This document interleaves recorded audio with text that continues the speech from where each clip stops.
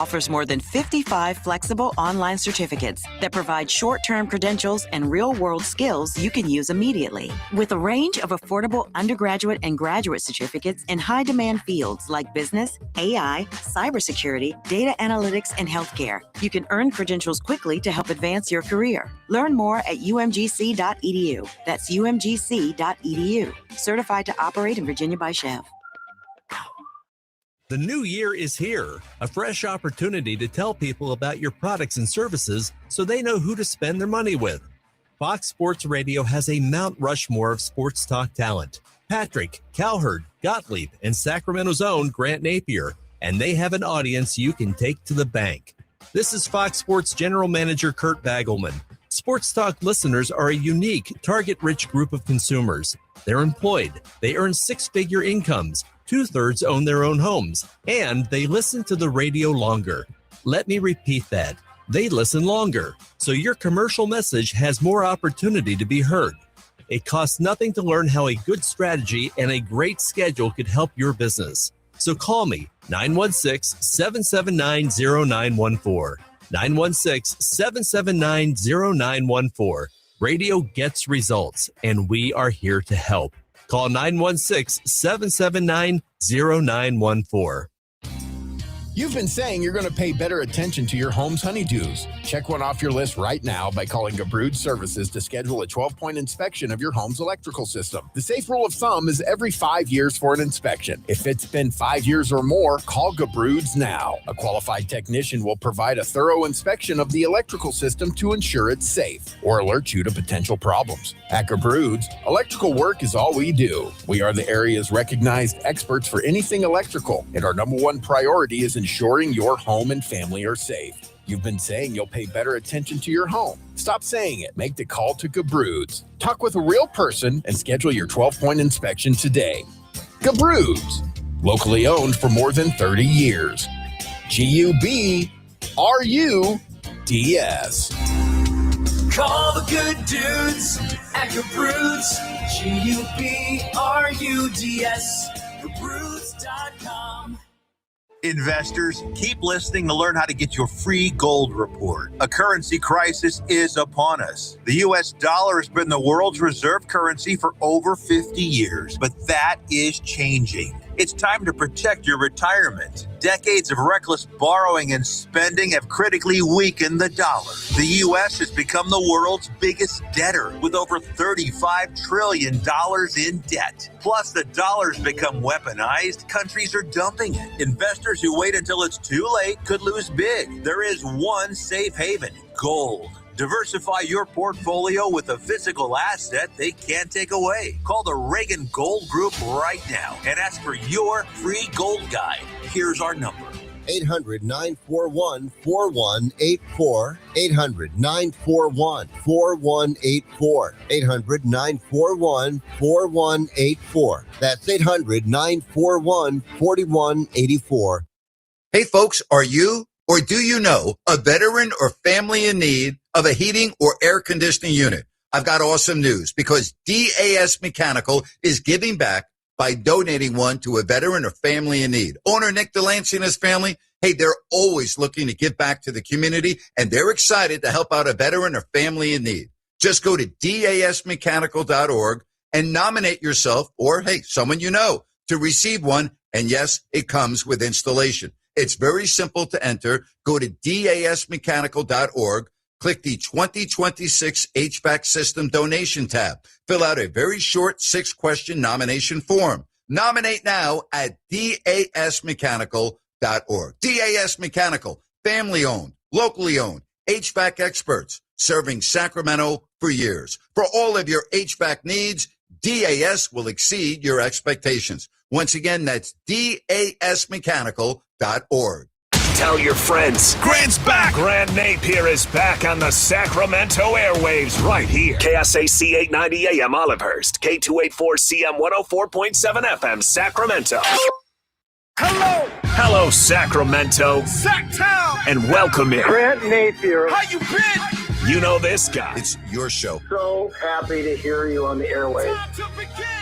2+ decades on the radio with you. Just the start of an incredible journey. Now he's back on Fox Sports 104.7 FM and 890 AM. 3 to 6 every day, Fox Sports Sacramento. The phone number? 916-779-0929. His name? Grant Napear.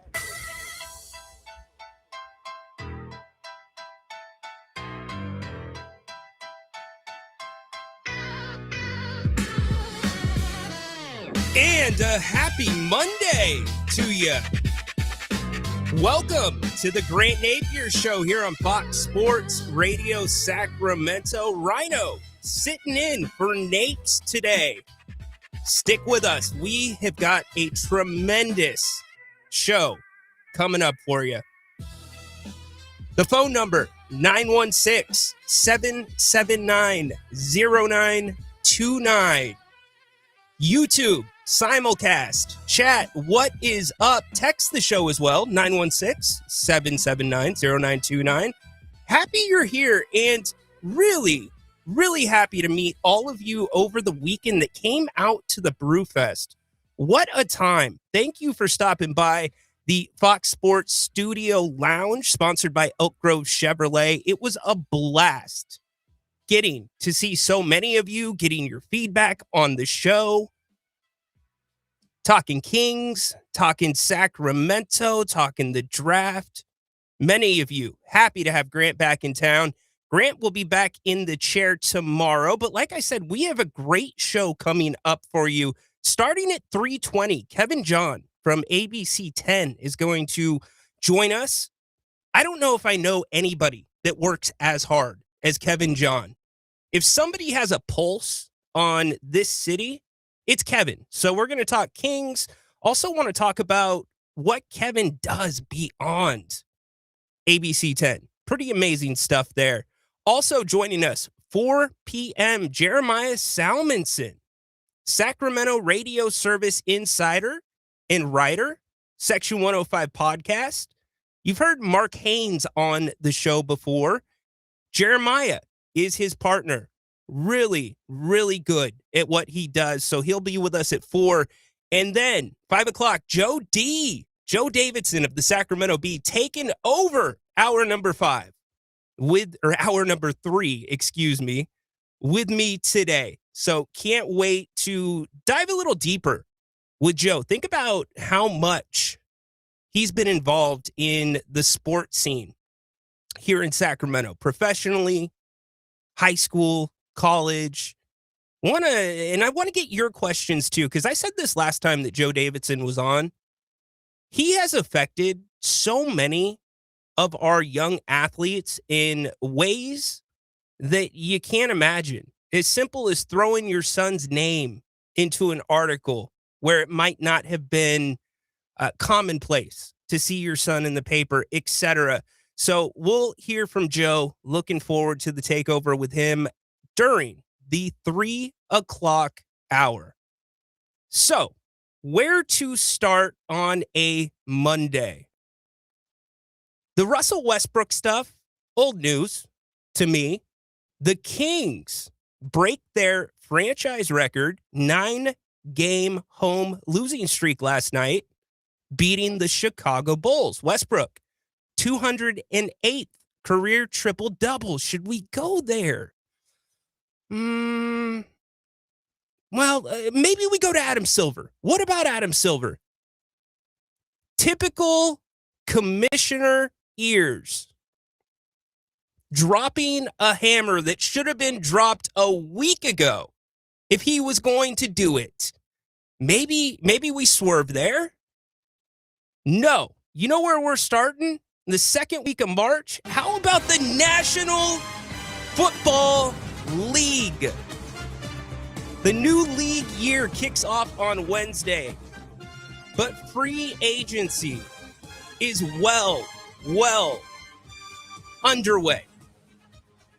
I don't know how it works, where all the deals are coming out, but they can't be finalized until Wednesday with the trades, etc. But what I do know is Grant and I were sitting here on Friday, and we were talking about bold predictions. And he said, will Max Crosby be a member of the Raiders. Come the draft, no later than I got Friday's show edited, this dropped. Max Crosby traded to the Baltimore Ravens. How about this? Here's Albert Breer on the entire trade and the details of Max to Baltimore. All right, blockbuster trade on Friday night. The Baltimore Ravens have acquired star pass rusher Max Crosby from the Las Vegas Raiders for 2 first-round picks. That's a price that not very many people thought the Raiders would be able to get for Crosby, who will be 29 years old before the 2026 opener. But the Raiders get it, and it's because the Ravens had a very clear need at that position. That Baltimore defense is loaded with talent, guys who are entering the prime of their careers, in the prime of their careers, or on the back end of the prime of their careers. There's guys like Nnamdi Madubuike, who's going to be coming back off of injury, Roquan Smith, Nate Wiggins, Kyle Hamilton, Marlon Humphrey. And that was the one real hole that defense had. It's been a hole that they've been trying to fill for the last few years. They had just 30 sacks last year. That's their lowest total in over 10 years. And they fill it in a very big way by going and getting one of the best pass rushers in all of football. This is the first time the Ravens have ever traded a first-round pick for a player, and they trade 2 of them for one player. As for the Raiders, very clearly, this has been coming down the pike for some time. This goes all the way back to October when Crosby injured his knee. If you remember, the end of December, he had some scans done on the knee. The Raiders make the decision to shut him down. Crosby's feeling, based on the communication he was getting from the team, was that decision was made based on the Raiders' desire to go and get the first overall pick. That clearly offended Crosby, and Crosby stormed out of the building a couple of days later.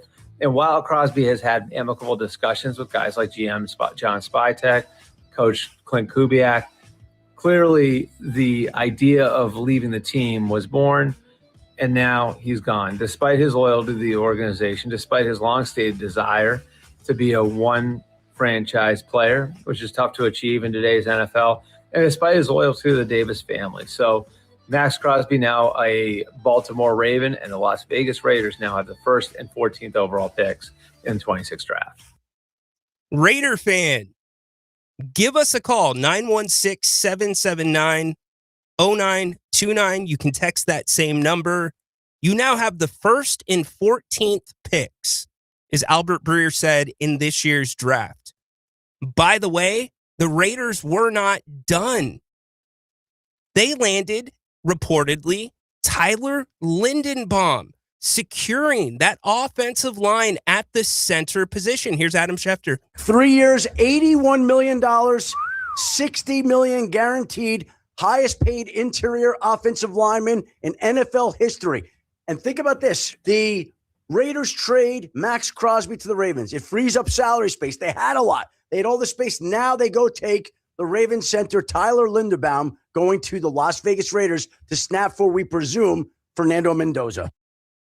So the Raiders clearly looking to do what they need to do, what every successful NFL team has done, and that is bolster the trenches, especially if you're going to go get Mendoza with the number 1 pick. You still have Ashton Genty, who will be coming into his sophomore season at running back. So Raiders fans, what do you think?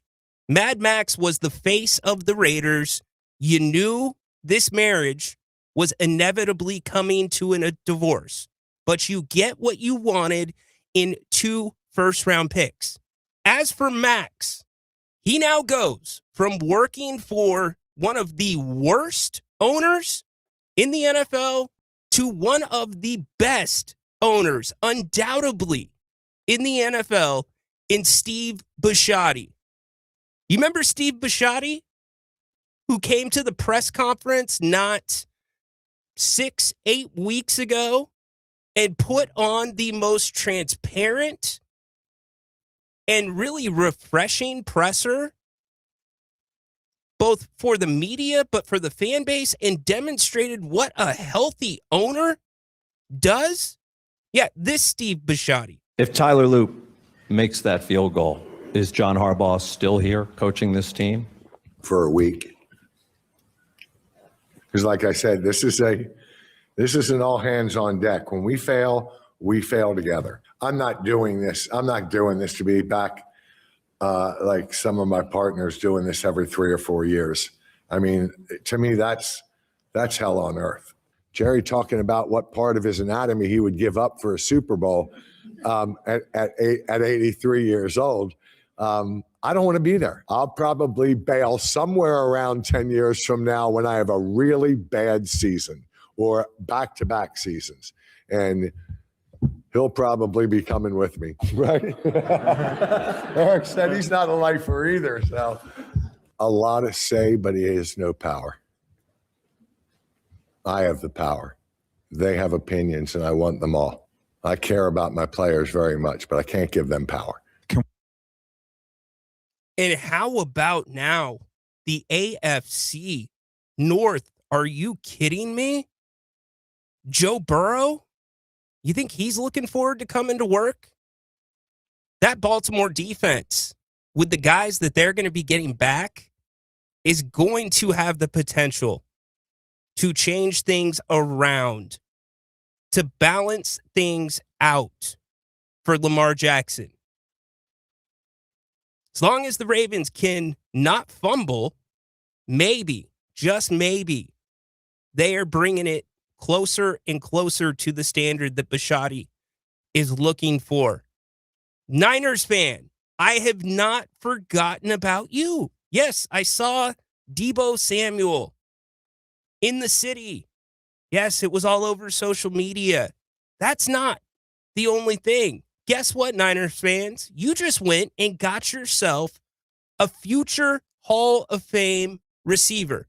Now, the big question, like everything else around the Niners last season, can he stay healthy? Damon Bruce on the big signing of Mike Evans. If Mike Evans stays healthy, the 49ers have just picked up a future Hall of Fame wide receiver. He only played 8 games last year for Tampa Bay, but Mike Evans is a 49ers wide receiver. They certainly needed to do something in that regard. Wendell Robinson went to the Tennessee Titans, so that hasn't happened. No word on Dobbs, no word on Deebo yet, but Mike Evans, a 3-year deal that could be worth up to $60 million coming to the 49ers. Again, he only played 8 games last year due to hamstrings and a collarbone injury.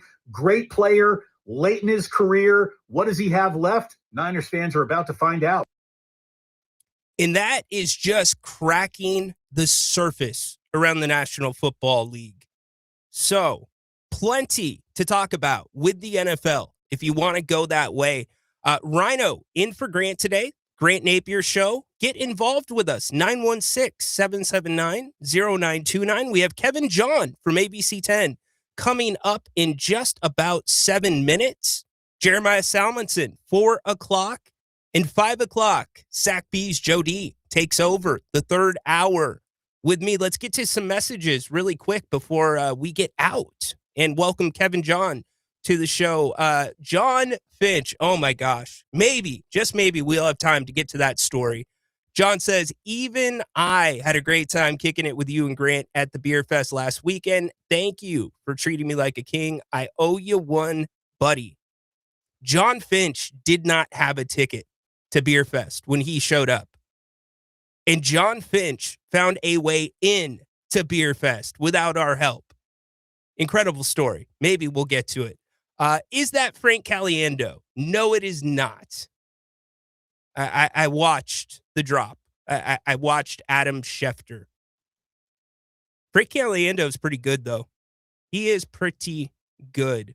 Let's see. Beer Fest. I would have went, but I am trying to lose weight.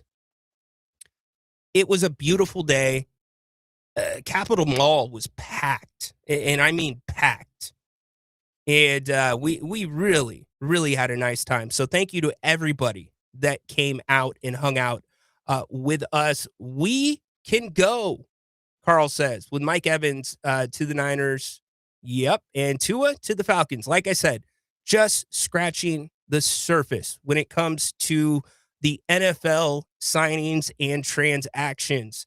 So we will continue talking NFL. We have not touched really the Kings, so we'll get into that. They light the beam for the 15th time.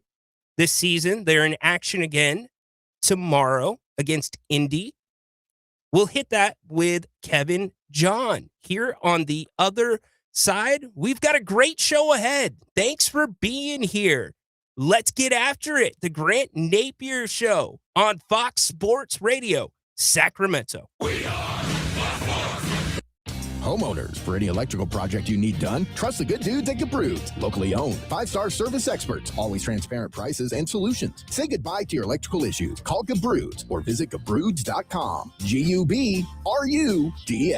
Okay, we are running a car drive right now to help veterans all across America. So if you have an old car, truck, or van, even a motorcycle or an RV sitting around, you can right now give it away and help the vets. They really need your help. And your car will help support the vets and their families. And guess what? You even get a tax donation. Plus, we'll even come and pick up your car for free. And all you've got to do is pick up your phone right now and make a free call. Now is the perfect time to do something good for the vets. Give back to the vets right now for all they've done for this country. And your old car can really help them. So call the Veterans Car Donation Program right now for free pickup of your vehicle. Help the vets and help your taxes at the same time. Call right now. 800-598-0539. 800-598-0539. 800-598-0539. That's 800-598-0539.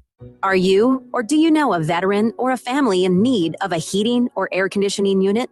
If so, go now to dasmechanical.org and nominate yourself or someone you know to receive one with installation being donated by our neighbors at DAS Mechanical. We all know this past year has been tough for some in our community. Nick Delancey and his DAS family want to give back, and they're excited to give back, just like this, to help out a veteran or family in need. It's very simple to enter. Go to dasmechanical.org. Click the 2026 HVAC System Donation tab and fill out a very short 6-question nomination form. That's dasmechanical.org. Click the 2026 HVAC System Donation tab and fill out the short form. DAS Mechanical, family owned and proudly serving our community for years. Nominate now at dasmechanical.org. That's dasmechanical.org. Downtown Ford Sacramento welcomes you with literally acres of new and Ford certified pre-owned vehicles on site. You can start planning a road trip up into the snow now because Downtown Ford has the vehicles to get you there. And our top-notch service team will keep it running perfectly as long as you own it. Cars, trucks, SUVs, and fleet vehicles. Downtown Ford Sacramento. Open daily on Howe Avenue next to the How About Arden Shopping Center. My retired friends are going back to work. I'm worried Social Security won't be enough. BenefitsCheckup.org connected me to $1,000 a month for food and medicine. It's free. Visit BenefitsCheckup.org today. Supported by the U.S. Administration for Community Living.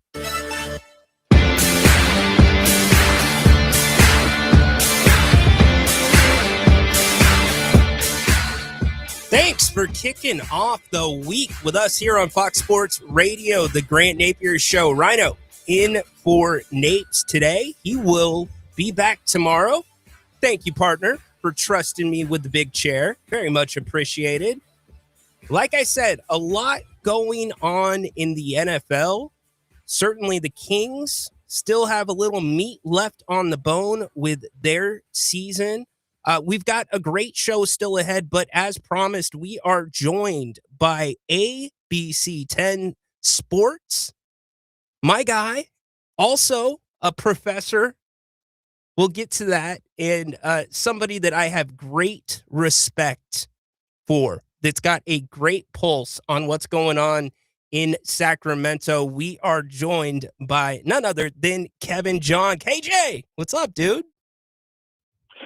Right. Well, first of all, man, I just hope I can live up to that incredible introduction that you gave for me right there. I mean, that right there, right, if anything ever happens to me, you got to give the eulogy at my funeral, because that was very kind words that you said right there, man. So thank you so much for having me. It is a joy. It is a privilege. It is a pleasure.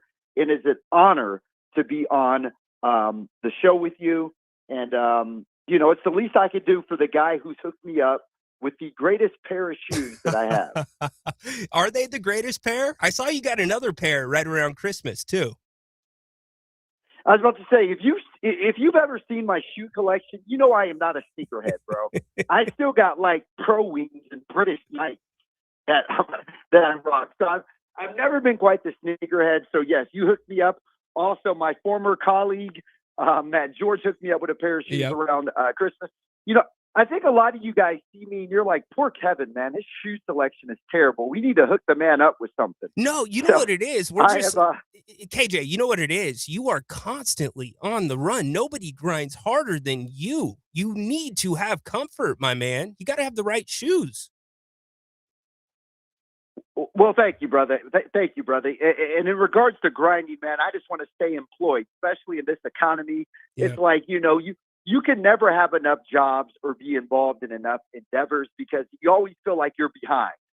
So at least I got my comfortable pair of Nikes when I'm running and grinding and running from, Golden One Center to high school basketball to my college classes to everything. At least you got me well taken care of, man. So I feel like I'm doing like a commercial for your shoes that you got.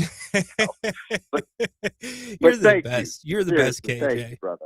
Kevin John, ABC 10, joining us right now. I want to get to some of the stuff that you just mentioned on the back end, but we started the show talking NFL. You were all over San Francisco for the Super Bowl. What was that experience like for you, Kev?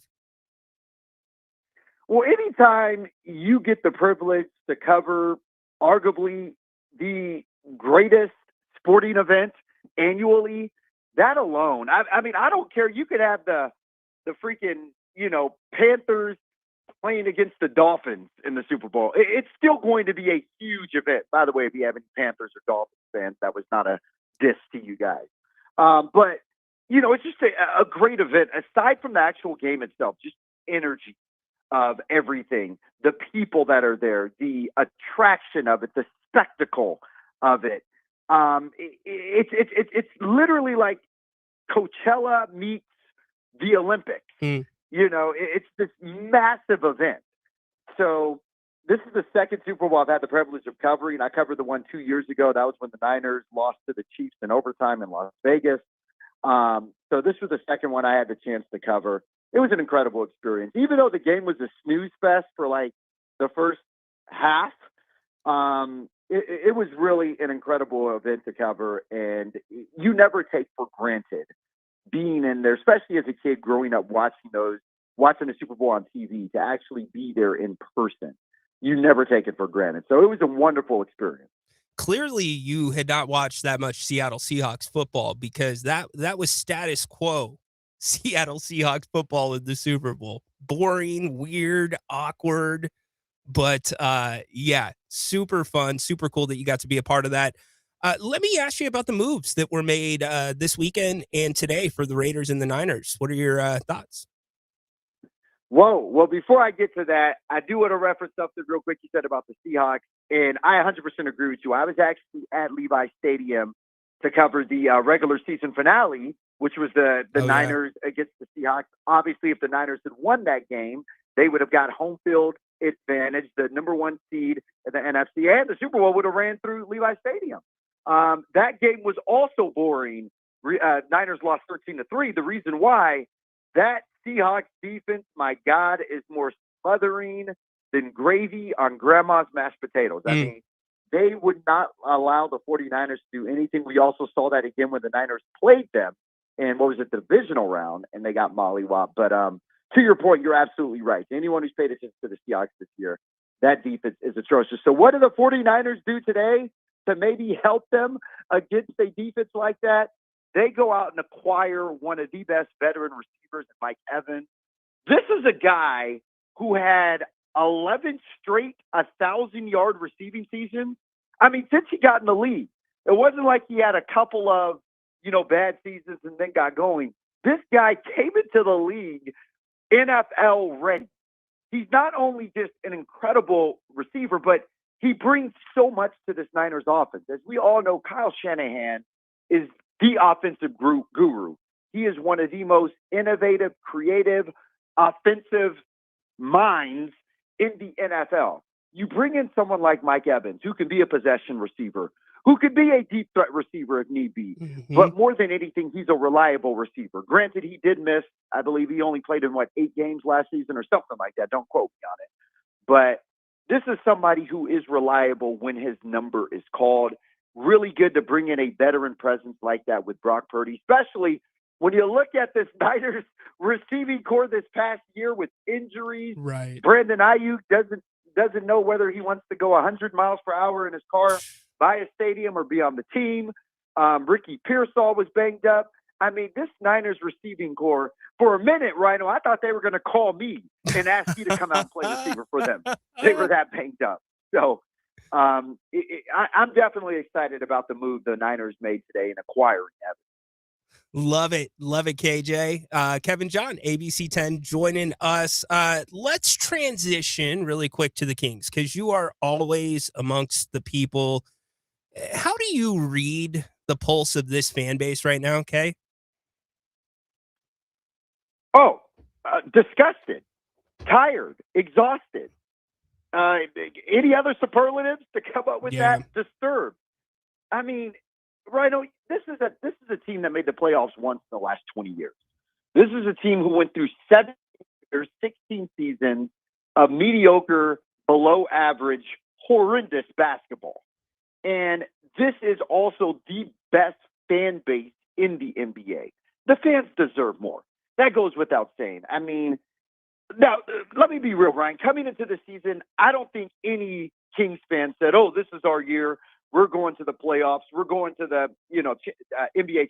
No, nobody had that. But you would at least expect with this roster, with what they had, you would expect them to be playing team. I did not think, Ryan, 65 games through the season, this Kings team would have 15 wins and 50 losses. And I mean, some of these losses downright awful. The Stockton Kings, the reigning G League champion Stockton Kings probably would have gave a better fight in some of these games.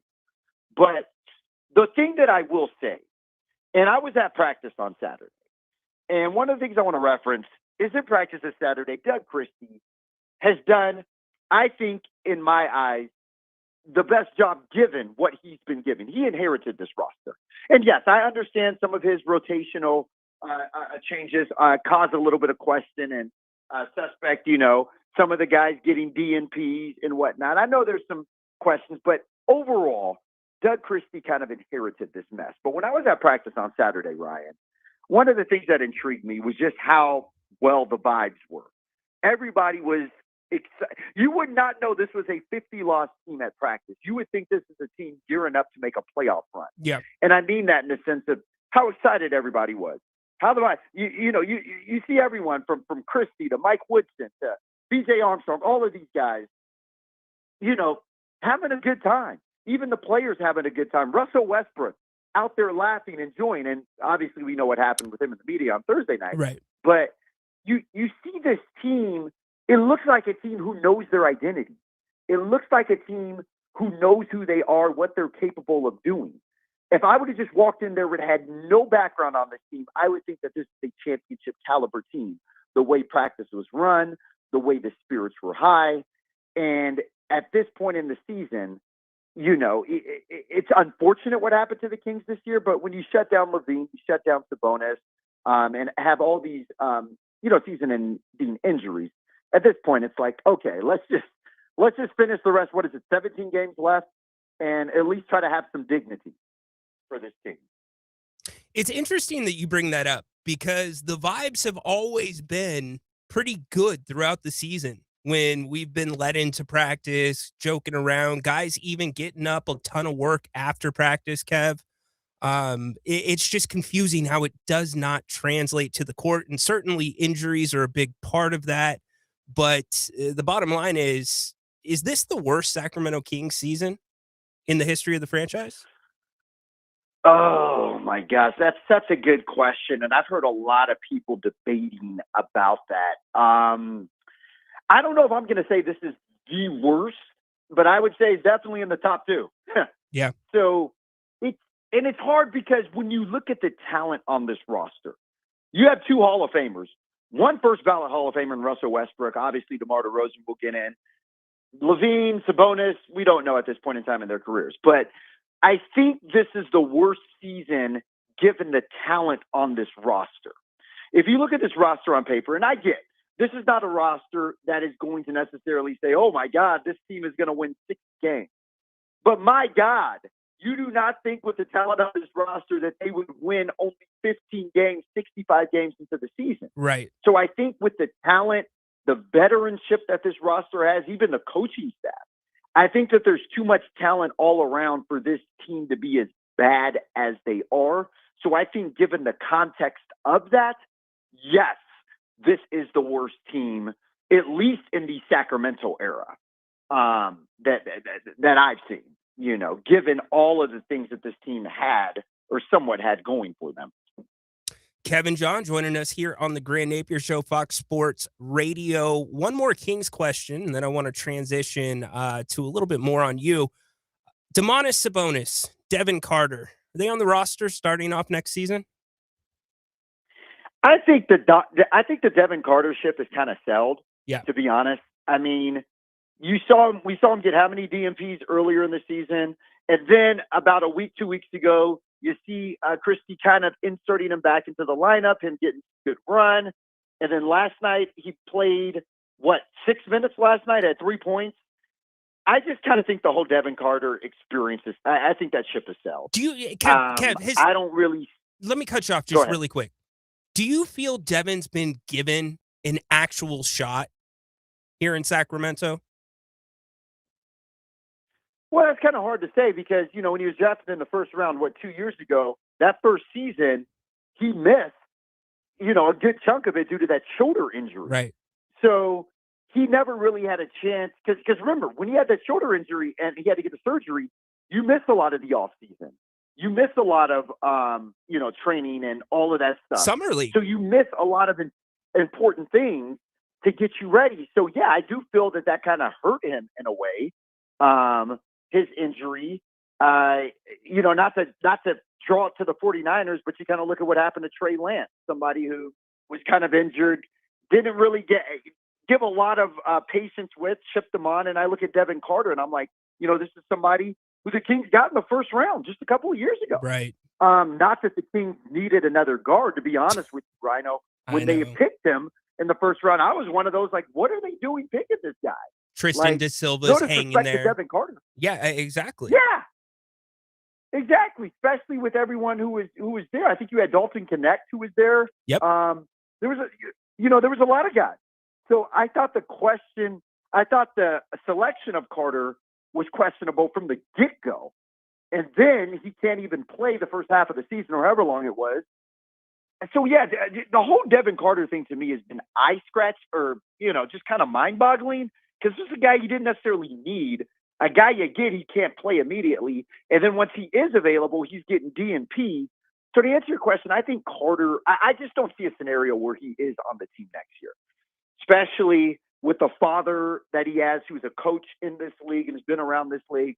I think he's going to be one of the people to try to get Carter out of Sacramento. Sabonis is a little bit more interesting because when you look at his contract, you look at what he's owed, you look at just, you know, obviously they couldn't move him during the trade or before the trade deadline this year. So I think Sabonis is a little more complex when looking at all of the things surrounding him. But I think the main question is, does Sabonis want to be in Sacramento? Yeah. I mean, we know he has his great house in Napa. He's doing his thing with the wine, but does he really want to be here in Sacramento? I honestly don't think so. I mean, I think that he wants to go to a contender, especially at this point in his career. Mm-hmm. He's approaching 30? I don't know off the top of my head. But I don't see Sabonis wanting to come back with a team that is rebuilding and may not be competitive or contender for the next 3 years. I don't see Sabonis wasting the latter half of his prime sitting in an organization that doesn't even know their identity or know when they're going to actually be contenders again. Spot on. And if it was a Phoenix situation where Phoenix is like, we're going a different direction, even though it's a guy that we felt couldn't do it on his own in Devin Booker. So we've tried putting stars around him and that hasn't worked. We're really going to try to put the pieces around him, make sure he knows he's the leader and rebuild around Dev. And I don't see the Kings doing that with Domantas Sabonis based off, and I know injuries have been a part of that. I don't see the Kings saying, all right, we're going to rebuild this around Domas. Let's go. And if you're Domas, why are you going to be around for that if you're just going to be a piece? So I think you're spot on, Kev. Yeah, and here's the thing. You look at this draft. The Kings are going to get a lottery pick as bad as they are. You look at this draft. You look at the people in this draft, the Darren Petersons of the world, the AJ Javances of the world, the Cam Boozers of the world, Caleb Wilsons of the world, Kingston Flemings, on and on. All of these players coming out in this draft. You're going to have some potential franchise leading players in this draft.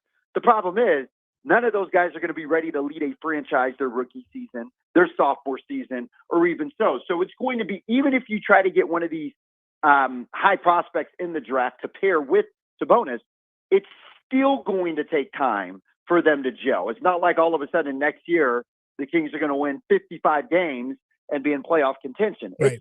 Regardless of what the Kings do to try to keep Sabonis happy, I don't see a scenario, right, where Sabonis is here next year and the Kings instantly make themselves a contender. Unless you go out and, pull in a Giannis or, something ridiculous like that, there's nothing that I see the Kings doing to keep Sabonis happy while making themselves an instant contender next year. Amen. We haven't even talked about the financials of them projecting to be in the second apron right now for next year. So that's a little bit of a consideration too. Kevin John joining us for one more moment. ABC 10s, Kevin, John. Look, Grant is really big on giving back to the community and paying things forward. And you, with your job, just with the station, you are grinding constantly, but you are somebody that is paying it forward here to the local community as well. You're a big brother and you're a professor at CRC. I absolutely love that you are trying to inspire up-and-coming journalists. Tell us about what's going on at CRC and your experience being a professor there. Well, thanks so much for saying that. And also shout out to Grant. I know Grant has done so many wonderful things in this community throughout his years and decades covering the Kings and being here. So, huge shout out to Grant for definitely being a champion for the community and giving back. But, Ryan, it's interesting. One of my favorite quotes of all time, is by Rick Warren. And he says, God determines greatness on how many people you serve, not how many people serve you. Say that one more time. God determines greatness on how many people you serve, not by how many people serve you. And we live in a world where we're all about getting followers and likes and people serving us and stuff. And we think that's what signifies greatness. We think that is what describes what greatness is. How many followers, how many people serve you. It's the exact opposite. It's what you are doing for others, because that is a better legacy that you can leave, better than anything on this planet. And, Ryan, when I got into this business over 10 years ago, I had to claw, fight, grind. I mean, I remember sitting at my computer hours at a day, emailing sports directors, emailing news directors, emailing broadcasters, people in the business, seeking mentorship, seeking help, seeking guidance. I could not find anybody. And I just remember how frustrating it was trying to get a few people to reach back to me. By the way, shout out to Jay Harris from ESPN. He was one of the only people who actually got back to me and helped me out. But I realized, Ryan, early on, how important it is to have a mentor or have somebody who can help you out and guide you and whatnot, because I was lacking that. So, Ryan, when I was fortunate enough to land my first job in this business, shout out to Little Rock, Arkansas, I had always said, whenever I got into this business, man, I am going to do any and everything in my power to help out the next generation. Because what good does it gain a man or profit a man or woman to learn everything if they're not going to use that knowledge to help out other people? And that's how I looked at it. So the moment I got my first opportunity, I was definitely looking for ways to help, to service, to mentor, and things of that sort. So, because I know, I mean, Ryan, we know in this business, sports jobs are not easy to find. They are hard to come by. They don't get jobs posted, Kev. They don't get posted online. Let's just put it that way. Thank you. They are hard, whether it's sports radio, sports broadcasting, local sports and television. They're hard to get. So, I always said I'm going to do everything in my power to help out the next generation. So I had been mentoring young journalists over the last, 9-10 years that I've been in this business. And then a little over a year ago, there was a job at CRC, Columbus River College, for an adjunct professor, broadcast journalism. And it actually worked out perfectly because I had just recently graduated from grad school a couple of years ago with my master's in mass communication and journalism, and it was an education concentration. So, I was fresh coming off of that, and I was like, what, why don't I put this to use? And I saw the opportunity, man, and I'm like, this allows me to combine two things that I absolutely love: giving back, mentoring, teaching, and broadcast journalism, which is something that I love and I'm passionate about. So it was like the perfect job for me to blend both of those things. And this is my 4th semester as an adjunct professor. I'm enjoying it. I'm loving it. And it is tough. I do want to say to all my educators out there, I got love for you guys, because lesson planning is no joke. Grading is no joke. There's so much, Ryan, I have a class 2 days a week from 12 to 2:30, 2.5 hours each. So 5 hours of instruction each week. Yeah. That may not seem like a lot of time, but lesson planning, grading, all of the other things I do outside of class with my students, that takes up a lot of time. But it is a rewarding, exhausting, because I'm truly helping students pursue and achieve their dreams. I love it, Kevin. I can't thank you enough for the time that you've given me, because your time is precious, and I very, very much value our relationship.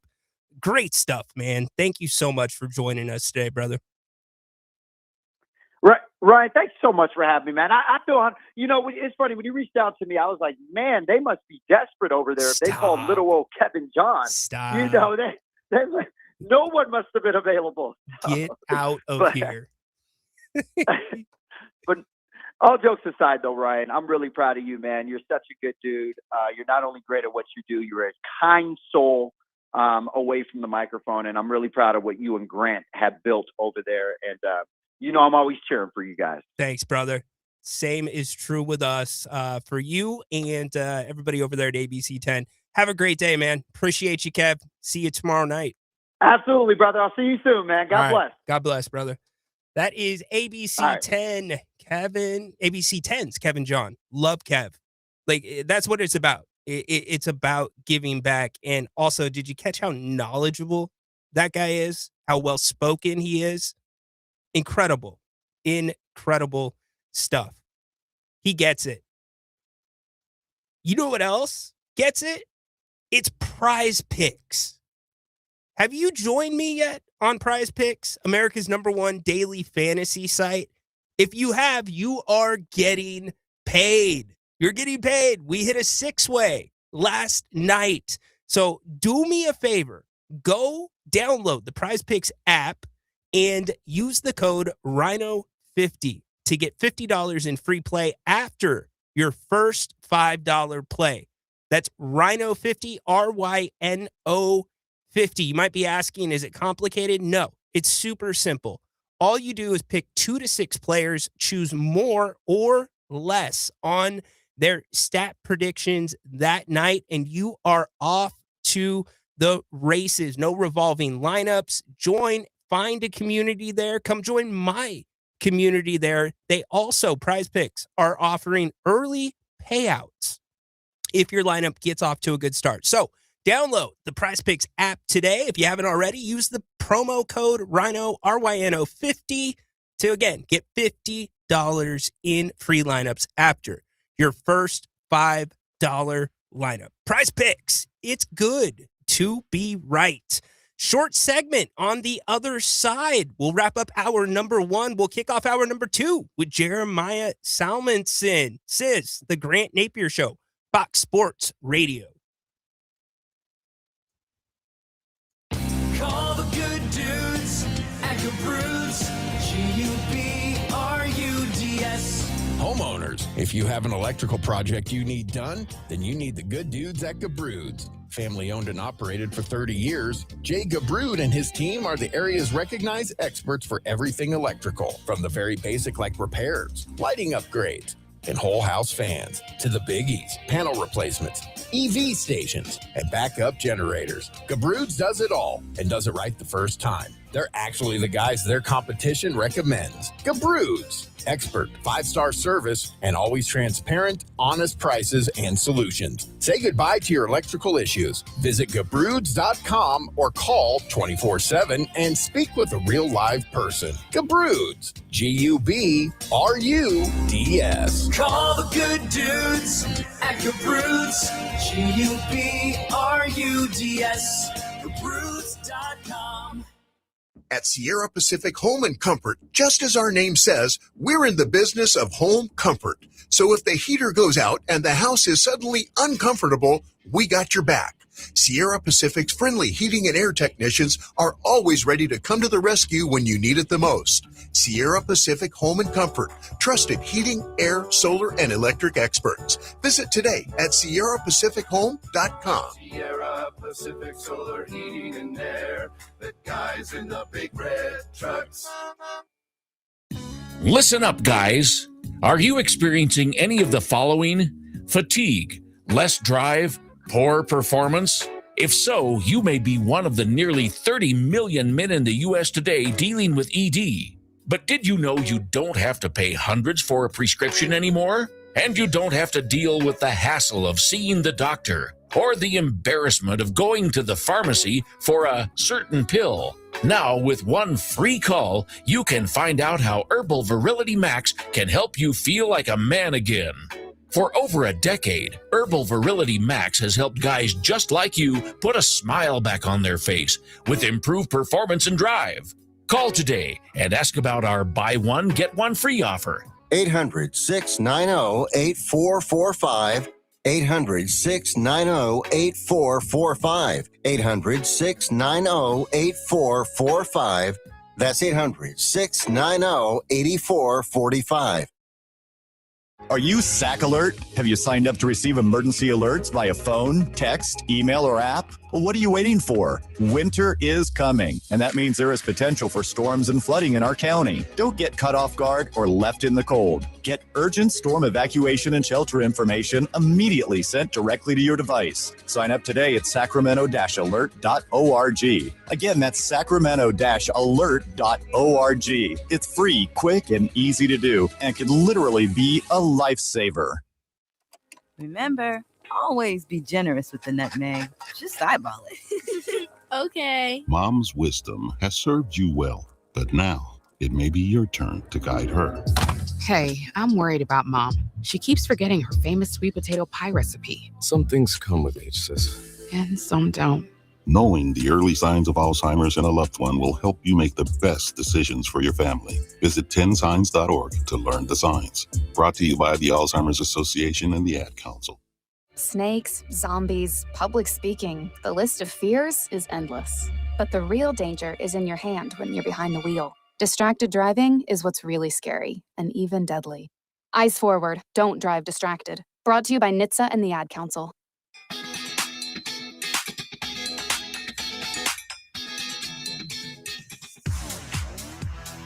Rhino in for Grant here on Fox Sports Radio Sacramento. If you missed any of hour number 1, it will replay at 6 o'clock. My thanks to Kevin John. Incredible conversation there with him. We've talked NFL moves. Mike Evans headed to the Niners. How you like that, Niners fan? I like what Kevin brought to that topic. Also, Max Crosby traded. We've talked a little bit of Kings. We'll get into them more with Jeremiah Salmonson at the top of hour number 2. Joe Davidson still ahead. Hour number 3. Looking forward to that. I want to get to some of the comments. We have a short segment here before we get to Jeremiah, and it's something that I'm going to get into with him because he was asking some questions last night about Daquan Plowden that I think apply to this conversation. And it's this. This is from A380 Suite. Rhino, you need to give up on Devin Carter. Enjoy the G League relationship you'd had with him, but he's peaked with the Kings. Let him go. Someone else will sign him and develop him bench worthy. It's not about Devin Carter specifically.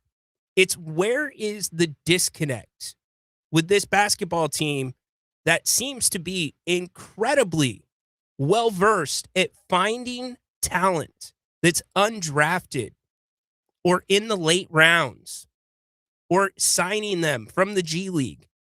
How are they so good at finding the right talent, developing that talent, and then just what happens? It falls off the cliff. You stop playing Keon Ellis.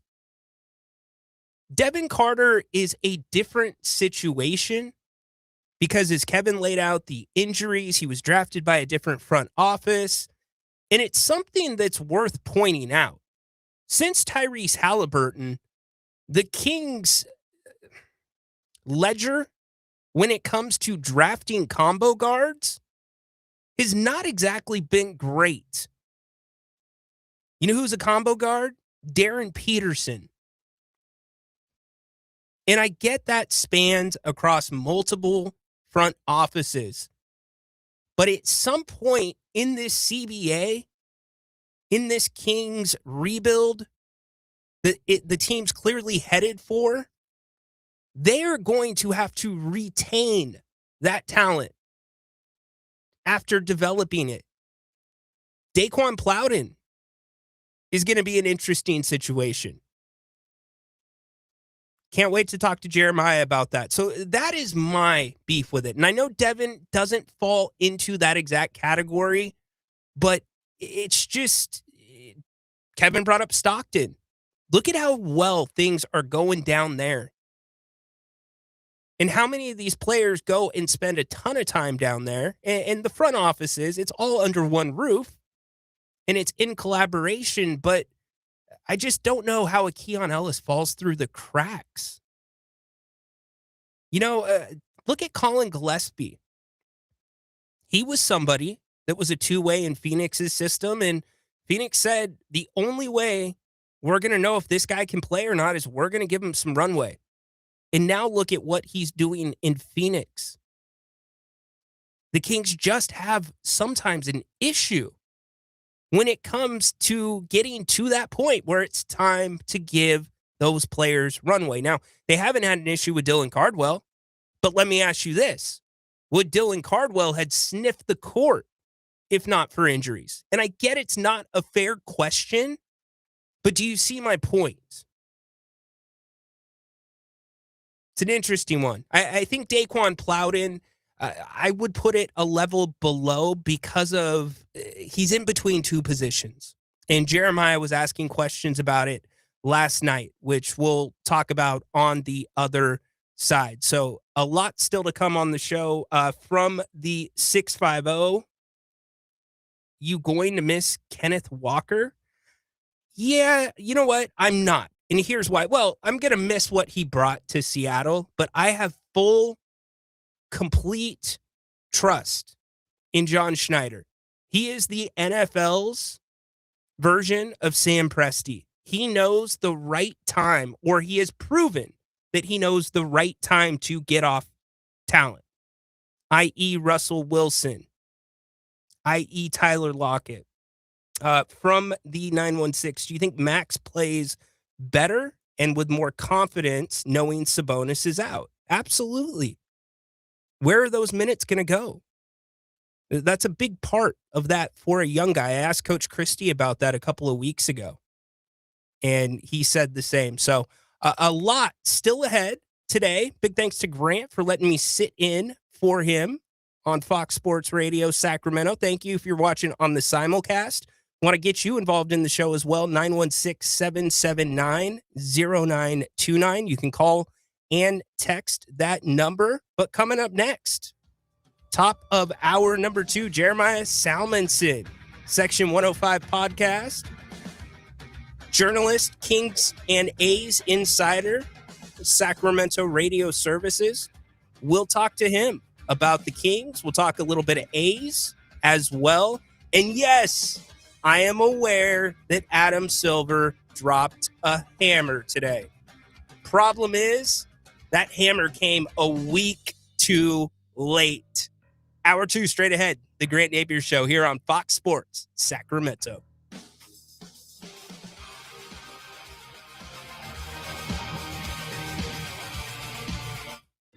There's a unique place in downtown Sacramento on the corner of 16th and V Streets that is special for those who enjoy a fine cigar.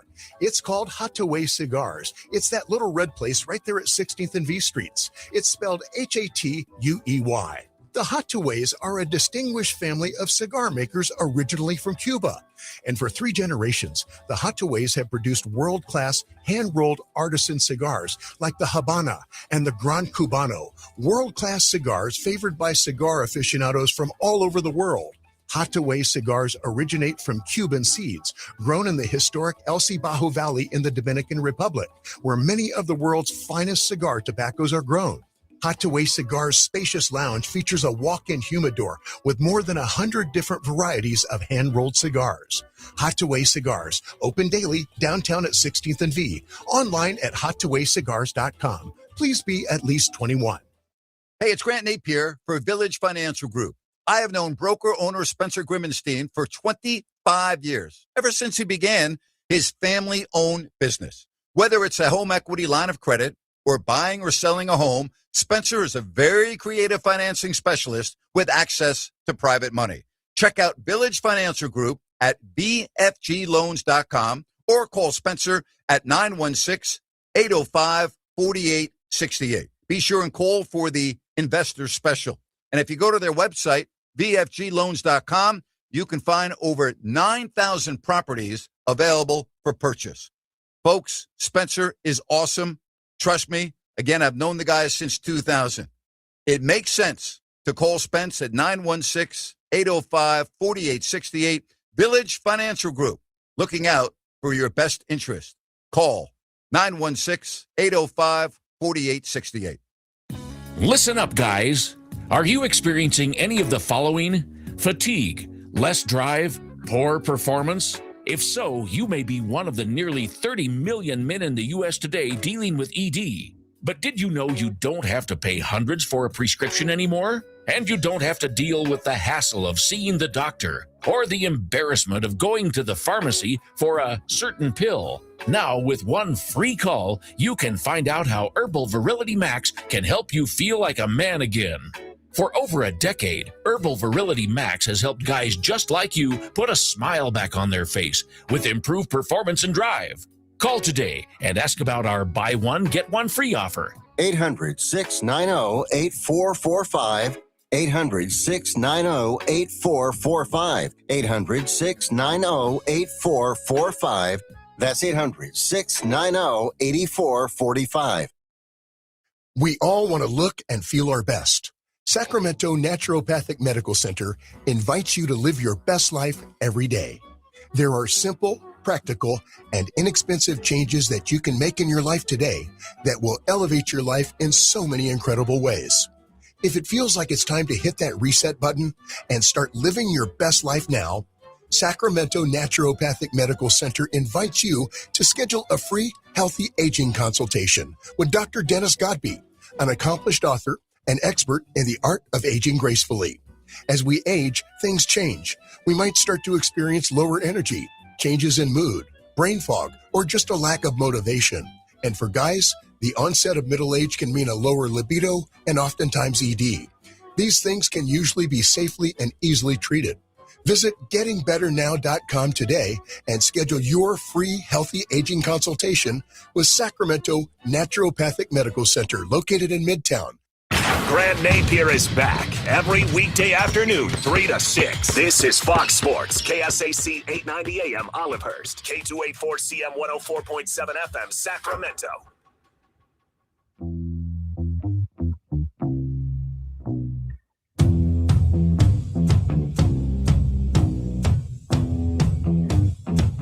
Hour number 2, the Grant Napear Show, here on Fox Sports Radio Sacramento. Rhino in for Napes today. Fun hour number 1. Go check it out. It will replay at 6 o'clock once we are done with the show. Joe Davidson joins us during the 5 o'clock hour. We've hit what's going on in the NFL. A lot of activity there.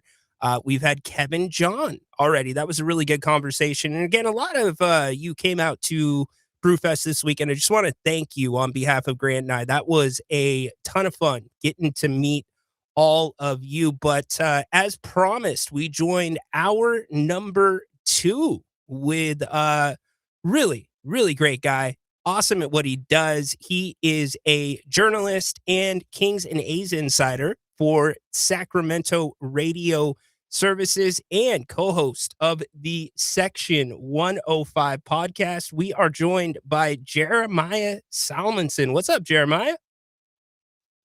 Oh, we lost him. Jeremiah, call back. That was my fault. My bad, Jeremiah. I just dropped the hammer on Jeremiah. Here we go.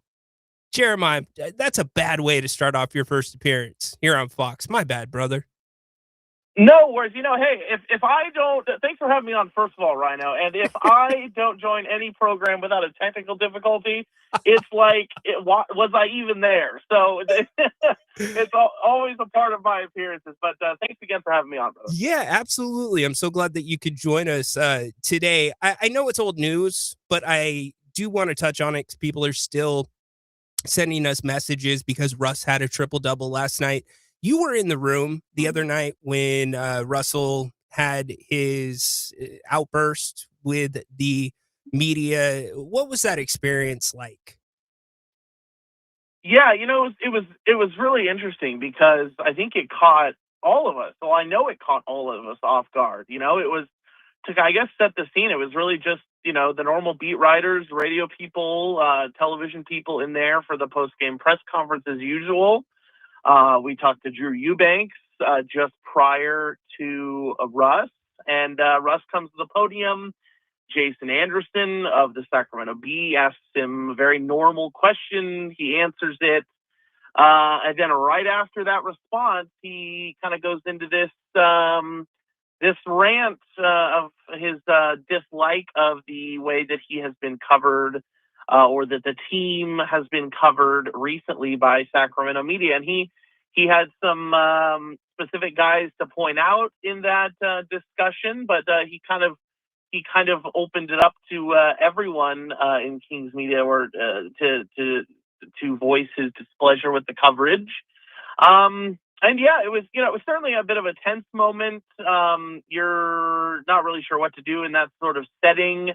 Normal press conferences, you have prepared questions, you ask the players or the coaches, and they give their responses. And this was much more of kind of an open dialogue that it turned into. So it was certainly, it was interesting to say the least. As someone who wasn't really a part of the back and forth being addressed directly by Russ, I didn't have, any particular retorts for him, but it was certainly interesting to say the least.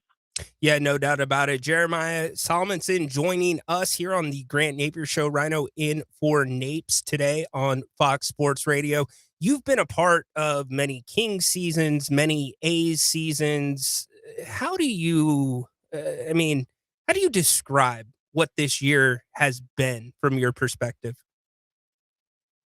Yeah, like the last calendar year, it's been an interesting time for Sacramento sports, right? I mean, the Kings have fallen from grace, if you will, after their really upstart team and their upstart campaigns that they had a couple of seasons ago.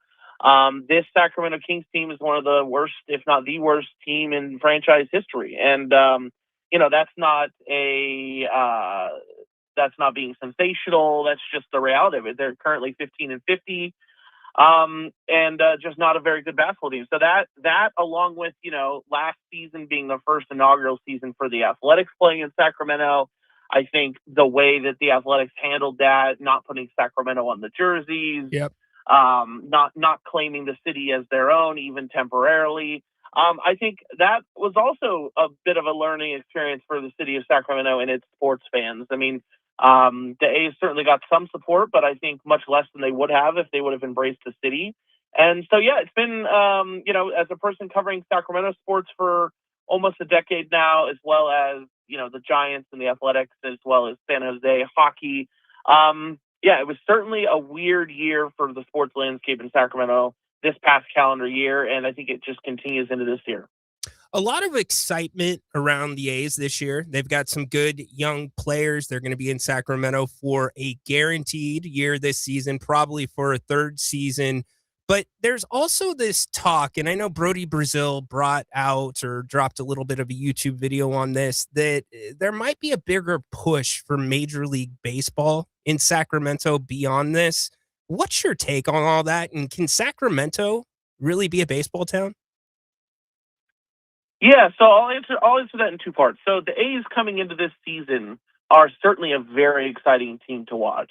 Regardless, if you're a scorned Oakland Athletics fan, and reasonably so, and very remain angry about the team leaving Oakland, I can totally understand that. And if you've stuck with the team, or if you're a Sacramento baseball fan and you have been excited about the A's being here. Either way, the A's are a very exciting team this season. I mean, their biggest question remains pitching. Their lineup is going to be punishing. I mean, pitching staffs are going to dread facing the Athletics this season, with guys like Jacob Wilson coming off his All-Star campaign, Rookie of the Year Nick Kurtz, anchoring that lineup, guys like Tyler Soderstrom and Lawrence Butler, who have both now signed extensions with the A's. Their catcher, Shea Langoliers, these are all, 80 RBI, 20 home run a season potential guys. Wow. Some more than that. And they are going to be a lethal offense. The question remains, will they be able to pitch? Luis Severino will be one of their starters. Aaron Savale will certainly be in the mix after he signed a deal with them this offseason. You've got guys like Luis Morales, Jeffrey Springs, Jacob Lopez. They're going to have some starting pitching. I think it's really going to come down to the bullpen, but they're really going to be an exciting team to watch this season. And then to your other question about can Sacramento be a baseball town, and Brody Brazil's comments and the push the city's kind of been making recently to maybe keep baseball here long term with an expansion team. I think baseball can definitely thrive in Sacramento. There's questions, I think, to is the corporate money here that it would require? Right. Baseball is obviously kind of a daily sport. It's really a grind. Can you get those types of, everyday fans in Sacramento to come out to the ballpark every day? I think you absolutely can. I mean, if you just look at the support that the Republic and the Kings get, I think you absolutely could. But to be perfectly honest with you, Ryan, there are other cities that have done much more preparation for expansion for Major League expansion than than the city of Sacramento. Mm-hmm. So, you have cities like Salt Lake City, you have Portland in the mix, you have a Nashville in the mix, you have all these cities that, have ownership groups lined up or have talked about ownership groups being lined up. Even a city like Orlando has voiced their hopes for maybe getting a Major League Baseball franchise. So I think baseball could absolutely thrive in Sacramento on an expansion basis after the A's leave. I just think if Sacramento really is serious about it, they really have to get in gear and get corporate money involved and some sort of stadium and ownership deal put together, because these other cities already have that. It's a great point. Jeremiah Salmonson joining us here on the Grant Napear Show, Fox Sports Radio Sacramento. One more baseball question. with the looming CBA that the owners and the players are going to have to agree to, and the owners wanting salary cap or baseball wanting a salary cap, Jeremiah, is baseball walking down a path potentially that could be very, very bad for the sport? Yeah, absolutely. I mean, we haven't really had baseball hasn't had a work stoppage in a long time, where it's cost significant portions of the season. And the last time they did, it really, I think, damaged baseball's reputation, and it took a while for fans to really come back. They have. It's obviously the sport has rebounded. I think there's a lot of negativity around the sport, and it's not just the CBA. I think there's a lot of negativity around the sport in general. I think baseball owners are viewed as some of the more unlikable owners in sports. Obviously, every sport has their owners that fans don't like or players don't like, but I think baseball owners are viewed as, very greedy and very kind of old school. And I think that has done a little bit of damage to the brand of baseball. I think right now the sport itself is in one of the better spots it's been in a long time. If you take the CBA out of it, you have, ABS, the automatic ball strike system coming into baseball. Fans want that.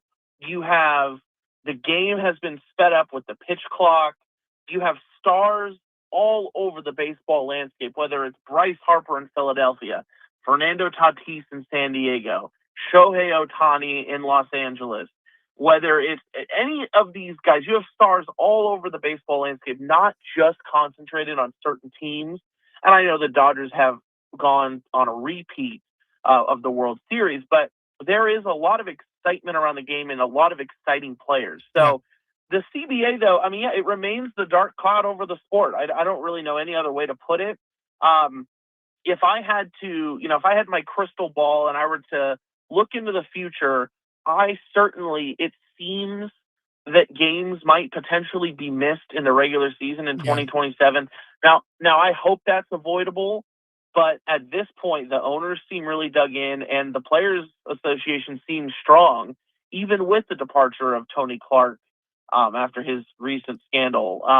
But the players seem strong, the owners seem strong, and I think that just means that we're going to see a fight in the CBA, which I think might cost games in 2027. I don't disagree with you. Like, if we listed the biggest impasses possible that the players and owners might need to negotiate, a salary cap is definitely at the top of the list. There's no other thing that would be higher than that.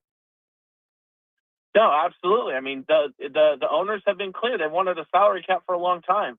And the players have been clear that they don't want any sorts of hindrances and constraints on the upward end of player earnings, right? And regardless of what the owners will say or what people who are proponents of a salary cap will purport, you will see certain players make less money under a salary cap.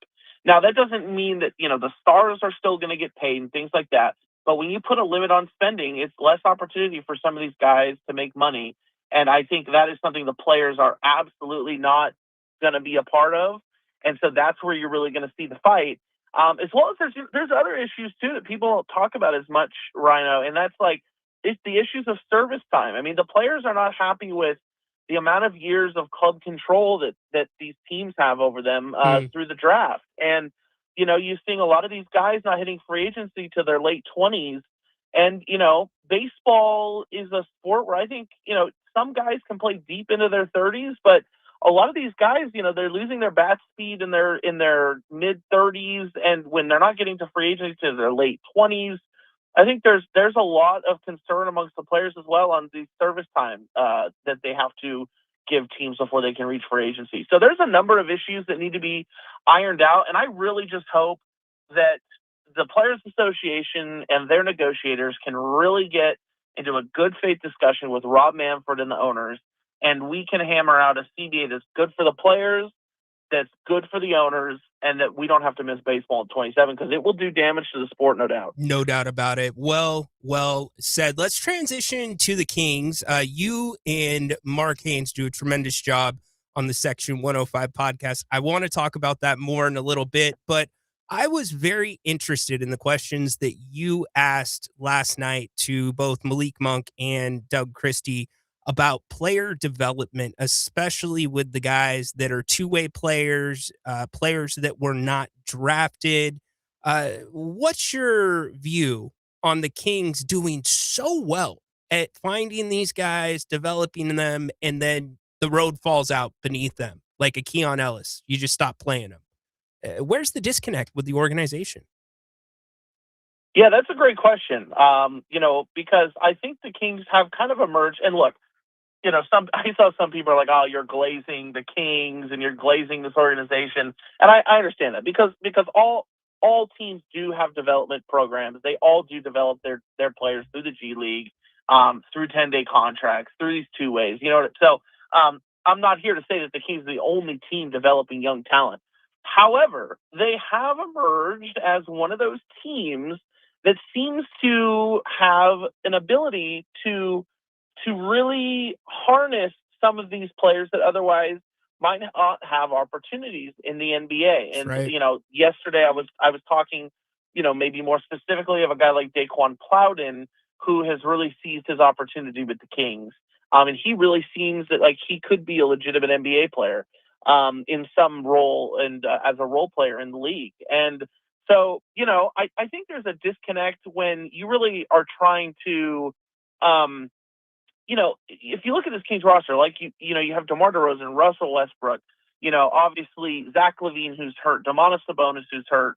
You have a lot of mouths to feed, and I think you might see a disconnect where you're really developing this guy like before he was traded, say Keon Ellis, but you really just don't have a lot of minutes to play him unless you completely uncommit to these veteran players and the minutes that they get, right? Right. And I don't think that's a decision that the Kings wanted to make either. So I think it's a tough balance to give guys that you're developing and that are showing promise minutes, while also, having established Hall of Fame players on your roster that need minutes as well, right? Well so I think I think that's kind of where the disconnect lies, and I think the Kings have done a pretty good job of it in these last month or so, really getting these young guys minutes and seeing what they have, especially after the injuries to Sabonis and LaVine.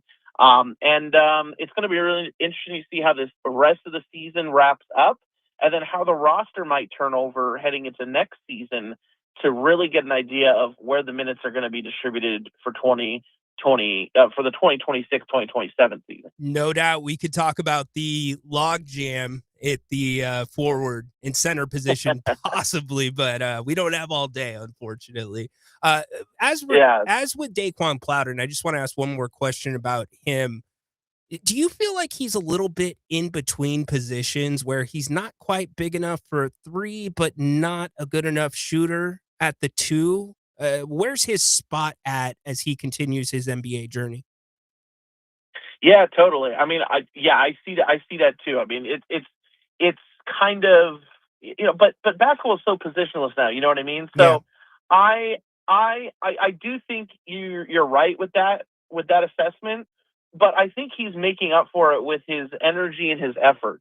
And I think you've seen undersized guys in the league in years past on other teams succeed in kind of that 3-and-D role, or just kind of that energy guy that might be a little bit undersized for the position he's playing, but kind of his grit and his work ethic kind of outworks maybe the undersized nature of the position he's playing. So, I think they're still trying to figure it out. I think they're still trying to figure it out with guys like Keegan too. Yeah. Like where does Keegan really need to fit? I mean, Doug says, he wants Keegan to play here, and Keegan says, "Oh, I prefer here." And, it seems like they're really trying to sort that out as well with a guy like Keegan Murray as well. So it's going to be interesting to see. But at some point, not to pivot off of like a Daquan Plowden, but at some point for guys like Keegan, there's going to have to be some, come to Jesus, reconciliation of like, okay, you just need to like figure out where you're going to be, and you need to really hone the skills there, No doubt. And because he has had a very tumultuous last couple of years of like, okay, we need you to do this. We need you to do That's this. right. We need you to now do this. And so I think for the good of a guy like Keegan's career, he's going to really have to kind of pick his lane and really develop in that specific lane at some point. I'm so glad that you said that, because that was supposed to be this year. He came into training camp having a different summer than he had his previous summers. Like, this was going to be the year. Management wanted to get him to the 3, and then injuries struck with him. Speaking of Keegs, do you think he's going to be back this season? Have we seen him play his final game?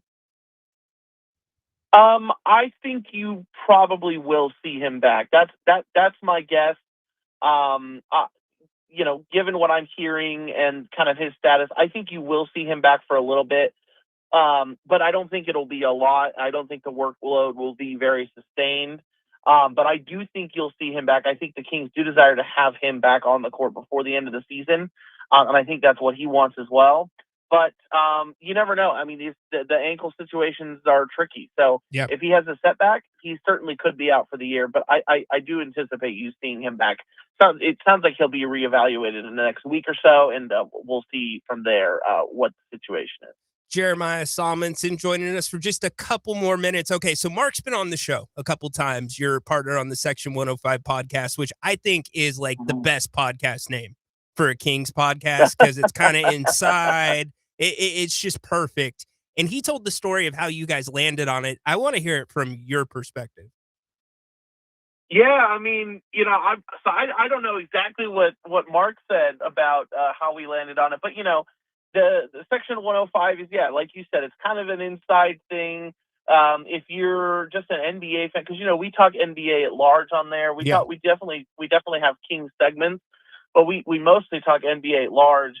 And so if you're not plugged into the Sacramento media scene, you might not know what Section 105 is, but that is the proximity of where a lot of the media is in the Golden One Center. And so that is kind of just like the perfect name of where the action is, and where we're at when we're covering Sacramento games. And so that's kind of how we came up in general with the name. But yeah, Mark is super talented and brings a lot to the table with his career and the work he's doing covering the NBA.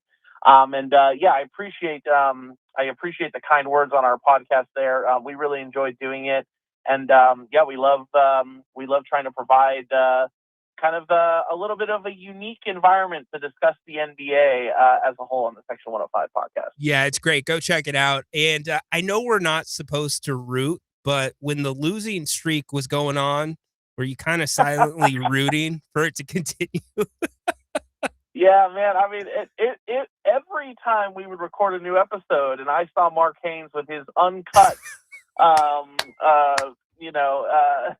hair, it was pretty funny. I mean, there at some point it got pretty wily there. He had to get an edge up, but he didn't cut it. He stayed true, and he was stood it the whole time. And that was quite the streak there. It was getting a little bleak there for Mark Haynes.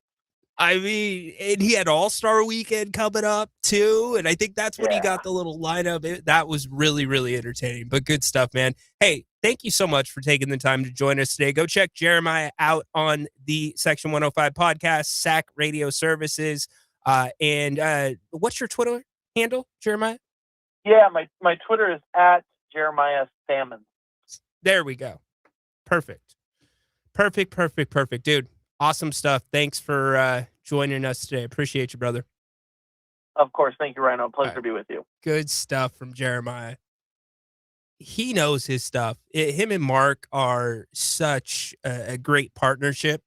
I could not think of bringing two better personalities together. It works so well, and they both know their stuff. Mark's been on. You just heard that Jeremiah knows his stuff, and he is the guy to follow for Oakland A's coverage here in Sacramento. He is right there in the trenches and knows what is going on. So awesome stuff with him. It's been a fun day so far. We got to get to your reaction on the other side. If you want to call the show, 916-779-0929. You can also text the show as well. We'll catch up with your text messages, and we will talk about the hammer that Adam Silver dropped today.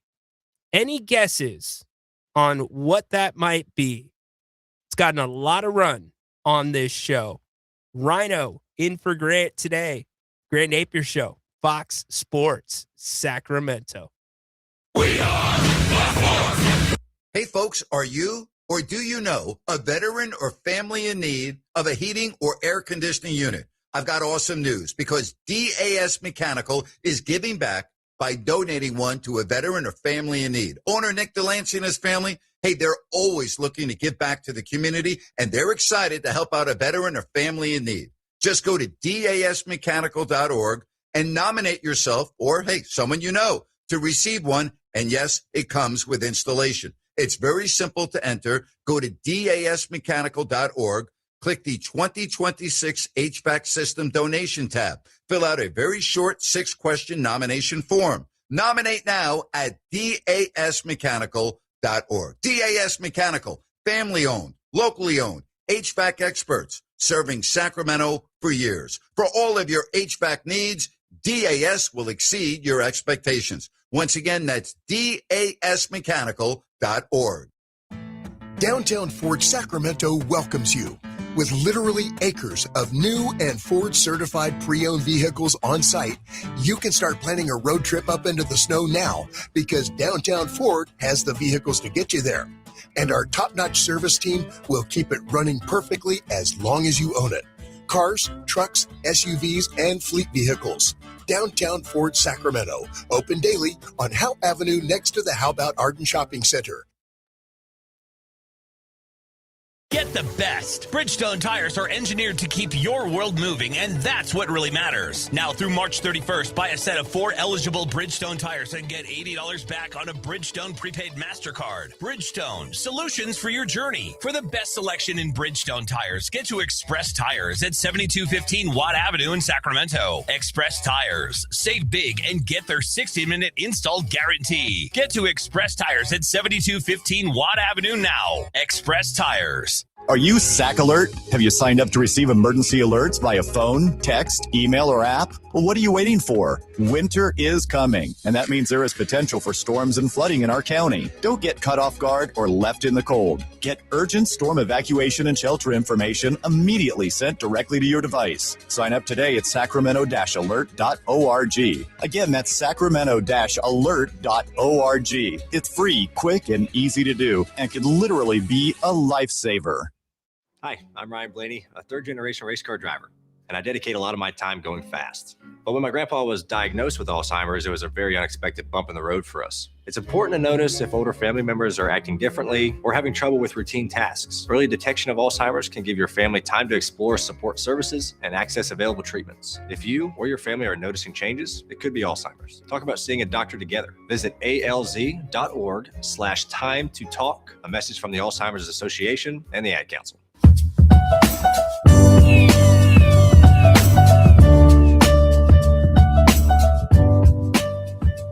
The Monday edition of the Grant Napear Show. Rhino in for Nate today. Thank you so much for joining us. Whether it be on the Fox Sports KSAC app, free to download, listen anywhere. Fox Sports KSAC YouTube, live simulcast. We launched the visuals. If you want to see our mugs, go there. Follow Fox Sports on YouTube.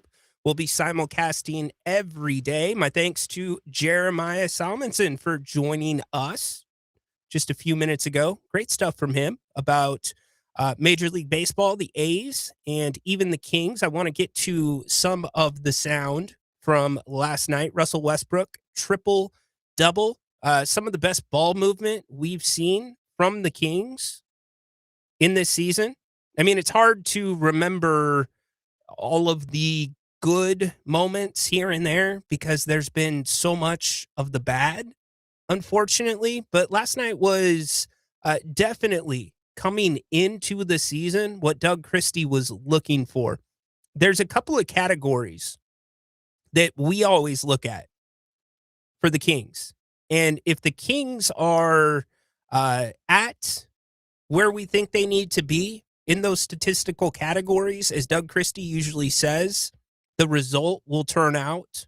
Don't worry about the result. Just worry about this, and the result will usually be good. It usually does. And assists were one of them last night. The Kings had 31 assists going into the fourth quarter. That's what you're looking for. They ended up finishing with 33, only 4 turnovers. How about that? It was a 21 assist, 1 turnover half in the first half for the Kings. Now, the fourth quarter slowed down significantly. Little too much ISO for my liking, but nonetheless, they get the victory over the Bulls, breaking the 9-game home losing streak, and back in action tomorrow against the Indiana Pacers. Wonder what attendance is going to be like. Should be interesting as this homestand continues. From the 9-5, Rhino, what are your thoughts on Cody Rhodes winning the title back? You know, Grant's not here. I'm filling in for him today. I might be open to tackling that subject. I might be. You might drag me there. Might be able to get there. Jeremiah getting some love on the YouTube chat. Kevin Herter is shooting 15% from 3 since he got traded to Detroit. Interesting. Yes, and Patrick gets to where we were ultimately going to get to after Jeremiah. I teased it going into the break. Adam Silver decided this afternoon, in the midst of all this NFL news, that it was a good time to announce via NBA communications that the NBA cancels, yes, cancels the Atlanta Hawks March 16th in arena promotion. Now, some of you that might not be familiar with said promotion might be saying, well, what's the big deal? They canceled a promotion. The big deal is the Atlanta Hawks were going to have a Magic City night.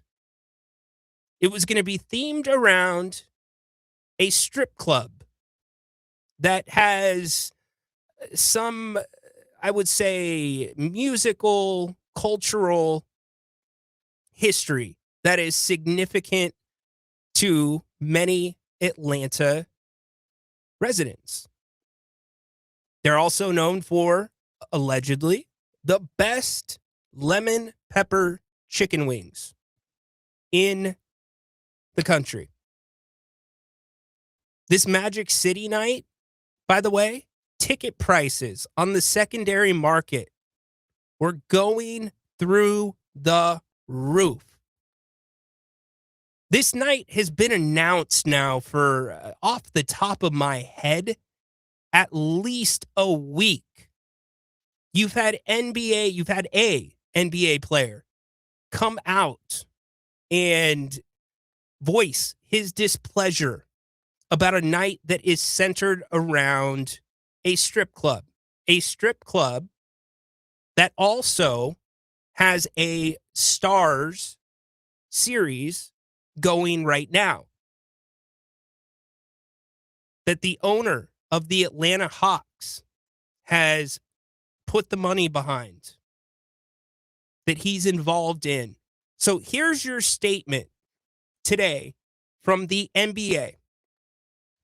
The NBA announced today that it has canceled the Atlanta Hawks' planned in-arena promotion for March 16th.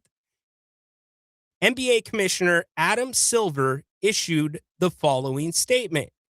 Quote, when we became aware of the Atlanta Hawks' scheduled promotion, we reached out to the Hawks to better understand their plans and rationale.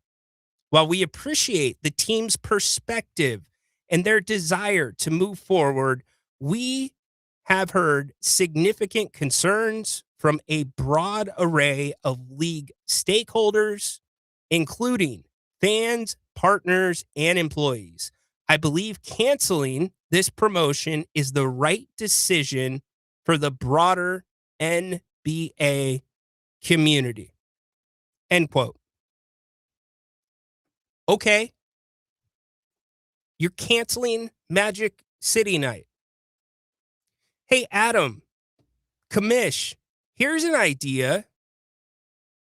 Maybe it's a good idea to have the teams run their promotions by the NBA office before announcing said promotions, Adam. You're telling me it took the NBA a week, at least a week, to ponder whether or not to cancel this night? I don't have a copy of the NBA rulebook, Adam. I don't know whether or not teams have to run those things by you. But here's what I do know, Adam. The cat is out of the bag. You can't repair the damage. Magic City has gotten more run now and is going to get more run because of the cancellation. If you wanted this to go away, you should have just let the night go on. Because now it is going to be a bigger topic than what it was. And let's be clear, there were not going to be poles attached to the floor at the State Farm Arena. There were not going to be dancers on the floor that aren't employed by the Atlanta Hawks. It was going to be a celebration of the importance of that institution to the city of Atlanta. So, Adam, what I'm saying is you just poured gasoline on a fire. That debate about whether or not the Hawks should have the night honoring Magic City now has a completely new life.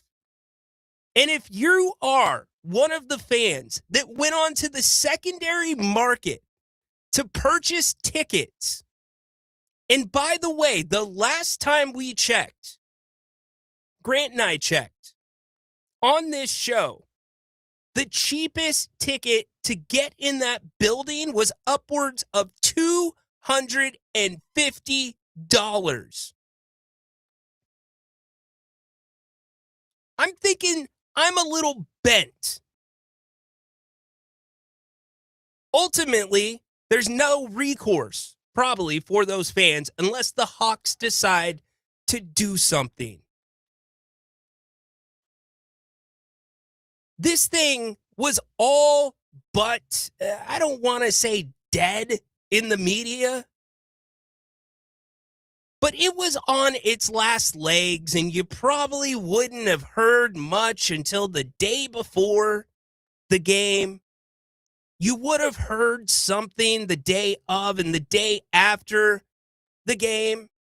And my guess is, and this is just my take, not saying I agree with the night, not saying I disagree with the night, but my take is by the time you get to that night and that night happens, it probably would have been fairly benign. I'm not upset at the commish canceling Magic City Night. What I'm upset about is it taking a week to cancel Magic City Night. Was it that in-depth of an investigation and a conversation that it took a week to realize this was not in the best interest of the NBA? Get out of here. That's a 24 to 48 hour decision. It's a yes or no. It's not a gray area about teams being concerned. and the Hawks telling us why it's okay. You're either with it or you're not with it.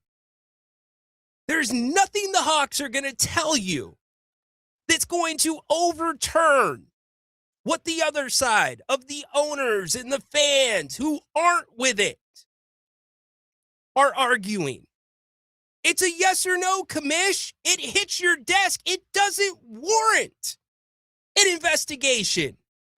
Take your rubber stamp, yes or no, and let the Hawks know. It's the latest, and it really shouldn't be that big of a deal, but it's the latest in missteps of this commissioner just this season. Adam, if I had to summarize your time as commissioner with one word, it would be this: indecisive.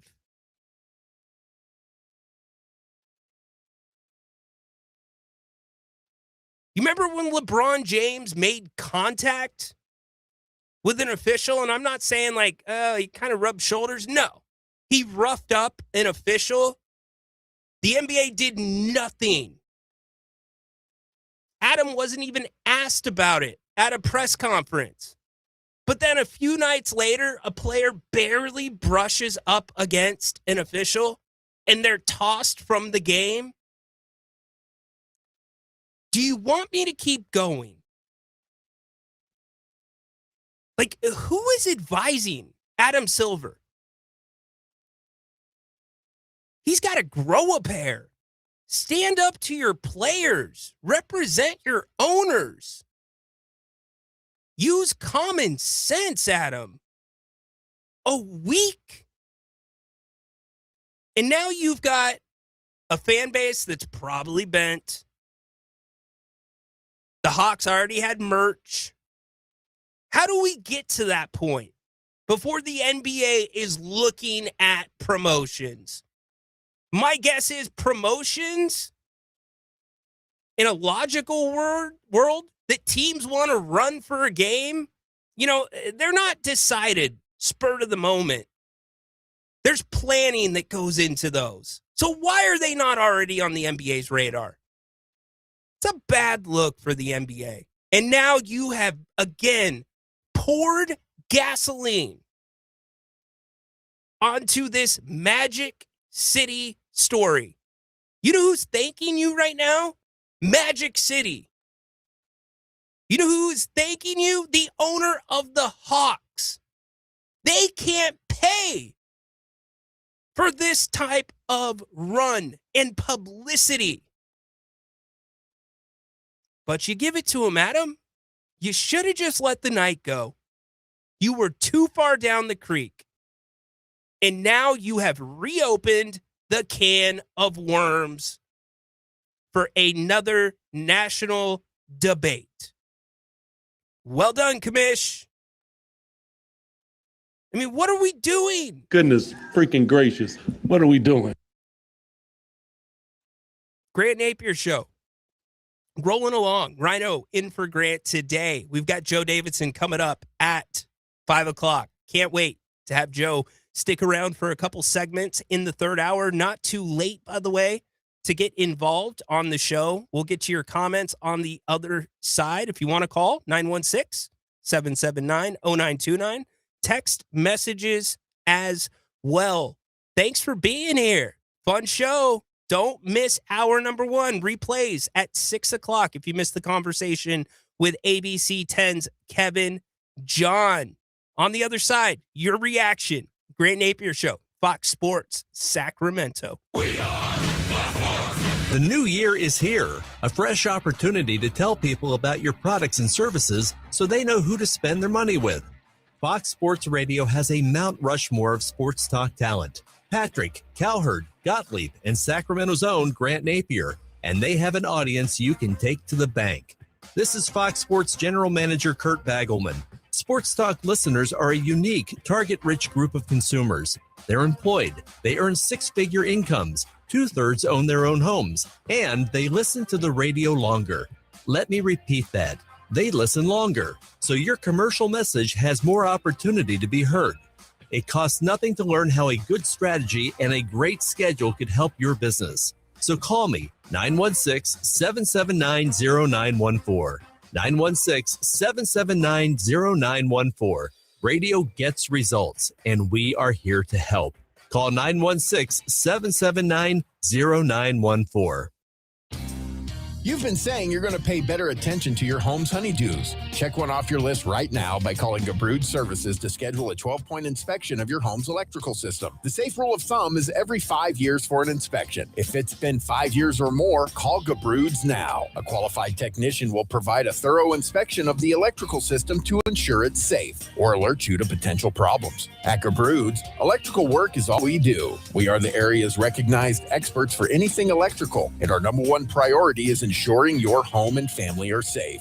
You've been saying you'll pay better attention to your home. Stop saying it. Make the call to Gabrude's. Talk with a real person and schedule your 12-point inspection today. Gabrude's, locally owned for more than 30 years. Gubruds. Call the good dudes at Gabruds. Gubruds. Gabruds.com.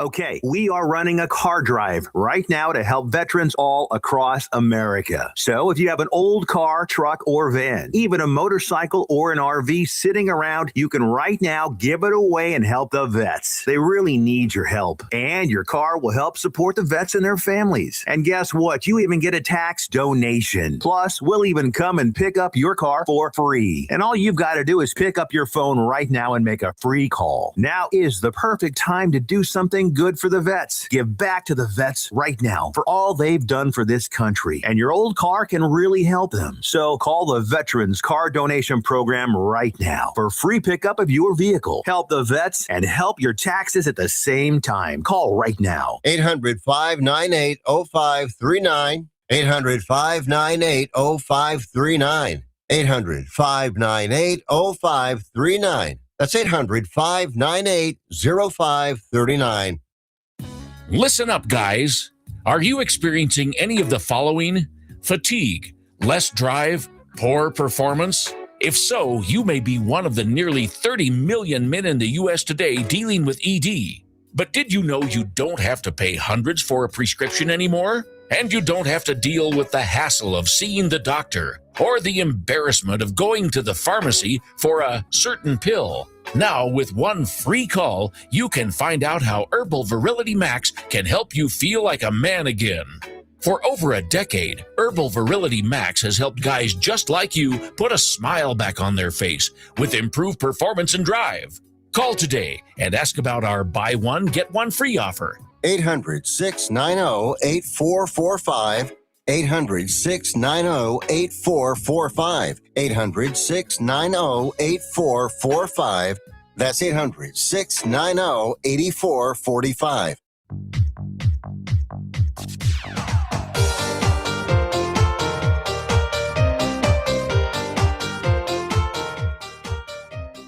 The Atlanta Hawks have put out a statement an hour ago.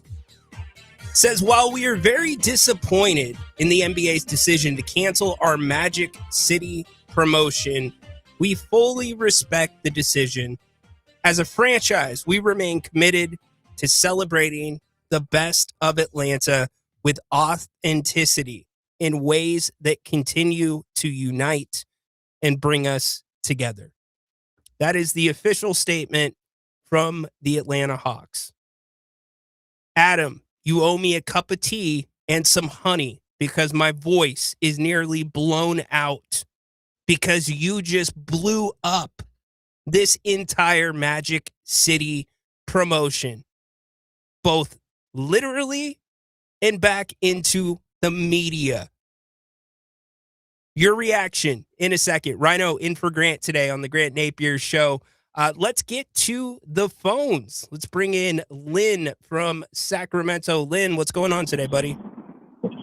Ryan, how are you doing, man? You are so right. This decision, when it first came out, should have been done within 20 to 48 hours. It was basically out of the media until this firestorm hits and again on 3-9. And it's crazy, man. They're getting more press free because there's a whole thing going on. It's crazy. So they're getting pressed. The club's getting pressed. This program on shows getting pressed. So it's just crazy how this happened. I got a question for you. So let me set this up. My wife went to dinner with her brother, and her brother told how great the Spurs are doing. And he asked her, "Is Lynn watching the Spurs?" So later that evening, she comes home and asks me, "Are you watching the Spurs this year?" And I said, "No, I'm not." She goes, "Honey, I really have been enjoying the last 10 years because you have been watching the Spurs. We're able to do more things." Let me give you a history. Back when I was the crazy caller at the other radio station, our weekends were dedicated to Spurs basketball. So what do I do, Ryan? Do I give up my racing or do I go back to the Spurs? I need some help, dude. You can't do both? I try. When you get older, and that show Days of Our Lives where the sand goes to the hourglass, when you get on that end down there where there's more sand, I like to spend more time with my wife and then kind of not do as much sports. All right. If you get what I'm saying. Okay. Let me ask you this. Is your wife a Spurs or F1 fan? She likes racing a little bit, but she's not that big of a fan. Okay. She tolerates it, we'll say. All right. I see you. So what do you think I should do, man? Do I kind of try to balance both of them? Or should I just go Spurs because of this great team? Because I'm not going to lie, I've been watching a lot of highlights, and this Spurs team excites me like it used to when I was at the East Hall back in the 2000 era. I think this team could go far away. After seeing the highlights of the game last night and the other one against the Clippers, man, these guys are amazing, and they are going to probably chase Oklahoma down and get that top record. That's my take on them. What's your take on them? You think it'd be number one? I don't know if they'll be number one, but here's what I'll tell you about them. They are coming in to a golden age. I truly believe a golden period that Wemby's 22 years old, Lynn. And I know. And he is so refreshing for two different reasons. He's different, and he's not afraid to stand up to the established vets in the NBA. Yeah. And he's a leader. He wants to be the face of the NBA, and he's going to be. That's for sure. The face of the NBA. And you saw that at the All-Star game. That's right. Saw that at the All-Star game. So if I were you, racing's going to be there. Gotcha. I would be focusing towards the Spurs because I think you are going to be watching a time period in which a player for generations to come will be talked about as possibly the best player ever to play the game. And that's going to come with championships. And, whether you like him or not because he left, De'Aaron Fox is just rejuvenated and playing perfectly for that team. And he found himself a perfect position. But, I might have to look at it. I probably won't do much the regular season. Wait till it gets in the playoff seasons and maybe try to get and balance it out. But I just had to get your advice. Yeah, I would go Spurs. I understand where I'm going with that a little bit because as you get older, man, I mean, for you always watch the stuff for your job. With me, I try to use it for entertainment and try not to go as crazy as I was when I was younger. Lynn, it's the best excuse in the world. Honey, I got to work. I know. Amazing. I see some of your pictures when I see the phone going on, and you have not the phone, but you have the iPad going. You got the computer and you got the TV. I saw that one of those pictures that you had. That was hilarious, man. I just laughed. I bet you if Grant's listening to this call, he'll probably be laughing big time. He's trying to say, "Dude, help me out. What do I pick here?" For Thanks sure. as always, Ryan. Take care, man. Appreciate you, Lynn. Good stuff from Lynn right there. I'd go Spurs. What do y'all think? I mean, racing seems like it's going to be around. It's just me. You're coming on to a very special period in basketball in San Antonio. So that's the direction I would go. The direction we are going to go, top of hour 3, Joe Davidson. Looking forward to, we will ask Joe about Magic City and how this was handled. My take is getting a lot of reaction on the text line and also on the chat line. So thank you very much for that. It's just cut and dry. It's black and white. It's not that hard. If the processes are that poor within the NBA with fundamental stuff like that, holy moly, no wonder this Clippers investigation still has not been completed. Now, that's a little different. I want to be fair because there's literally lawsuits going on regarding that. And I believe even law enforcement is involved with that. So anyways, we've got Joe Davidson coming up here in hour number 3. We are going to spend a couple of segments with Joe. We're going to audition Kurt, our station manager. You got to listen to the next 2 segments. Joe and Rhino. How about that? That has a ring. Joe and Rhino. But no, looking forward to having Joe Davidson on. Again, if you missed hour number 1, replays at 6 o'clock. Grant will be back tomorrow. Looking forward to getting his take on everything. And again, thank you to everybody who came out this weekend to the Beer Fest. It was a pleasure meeting all of you. Fun times. Grant Napear Show. Hour number 3, Joe Davidson, straight ahead, Fox Sports Radio.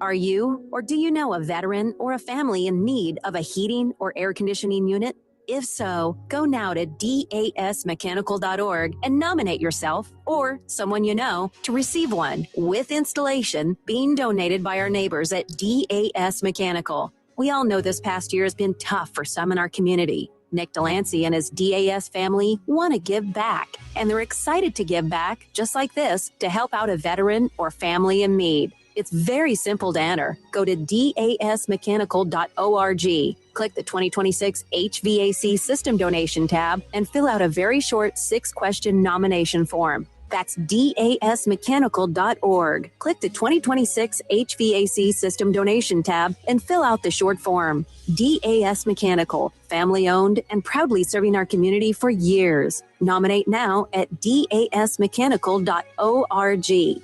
That's dasmechanical.org. We all want to look and feel our best.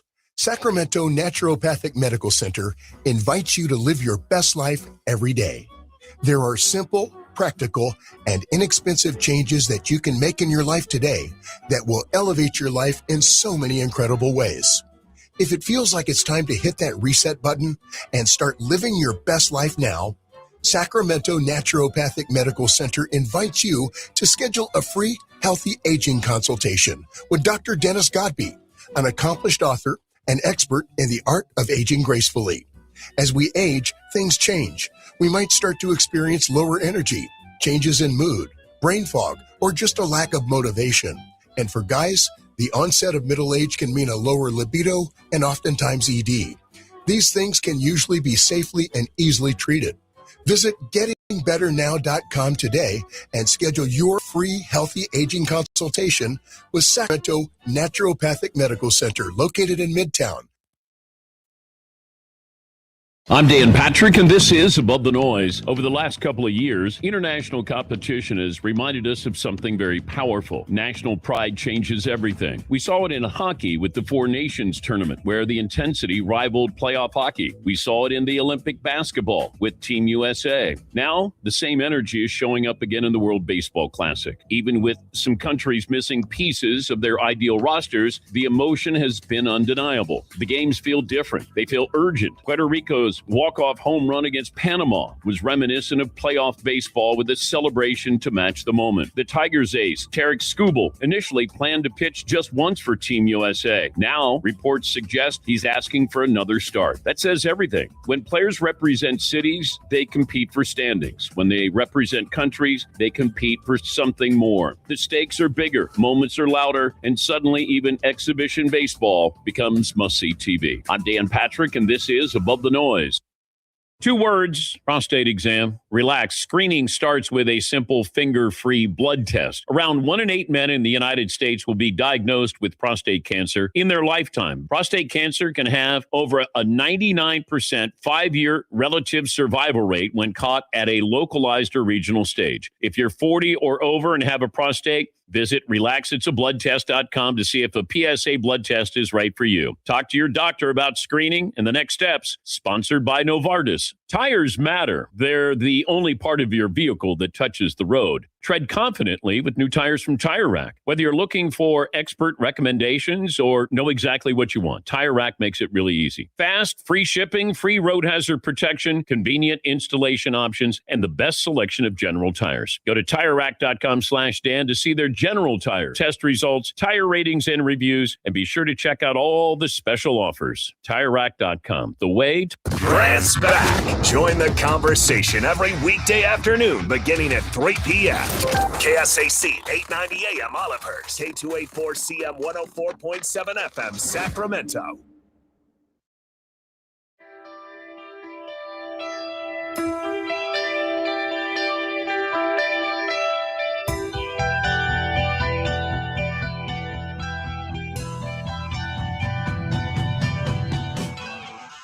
Hour number 3 already here on the Grant Napear Show, Fox Sports Radio Sacramento. Rhino sitting in for Napes today.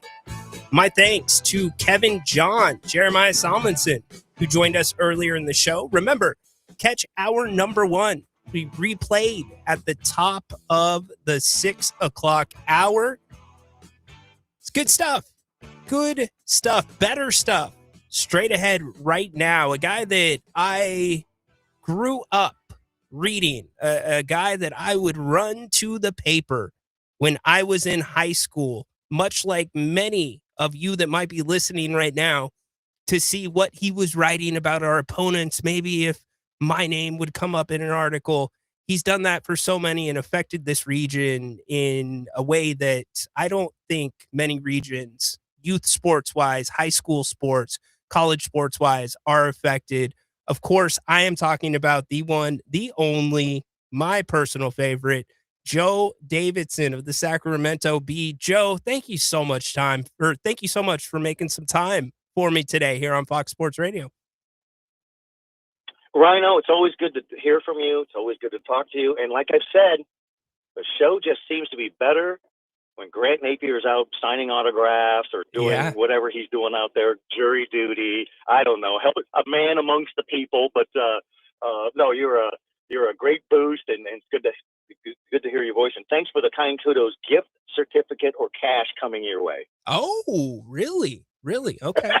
I mean, if you're going to, I'll spend it on us for our hydration and some pizza. You won't say no, right? Yeah. Hydration. Yeah, exactly. Drink responsibly. Exactly right. Hey, Joe, before you came on, I was talking about this NBA Magic City thing going on in Atlanta, and it gets all the press, and then the commish comes out today and says it's not going to go on. What's your take on all this and how it's been handled?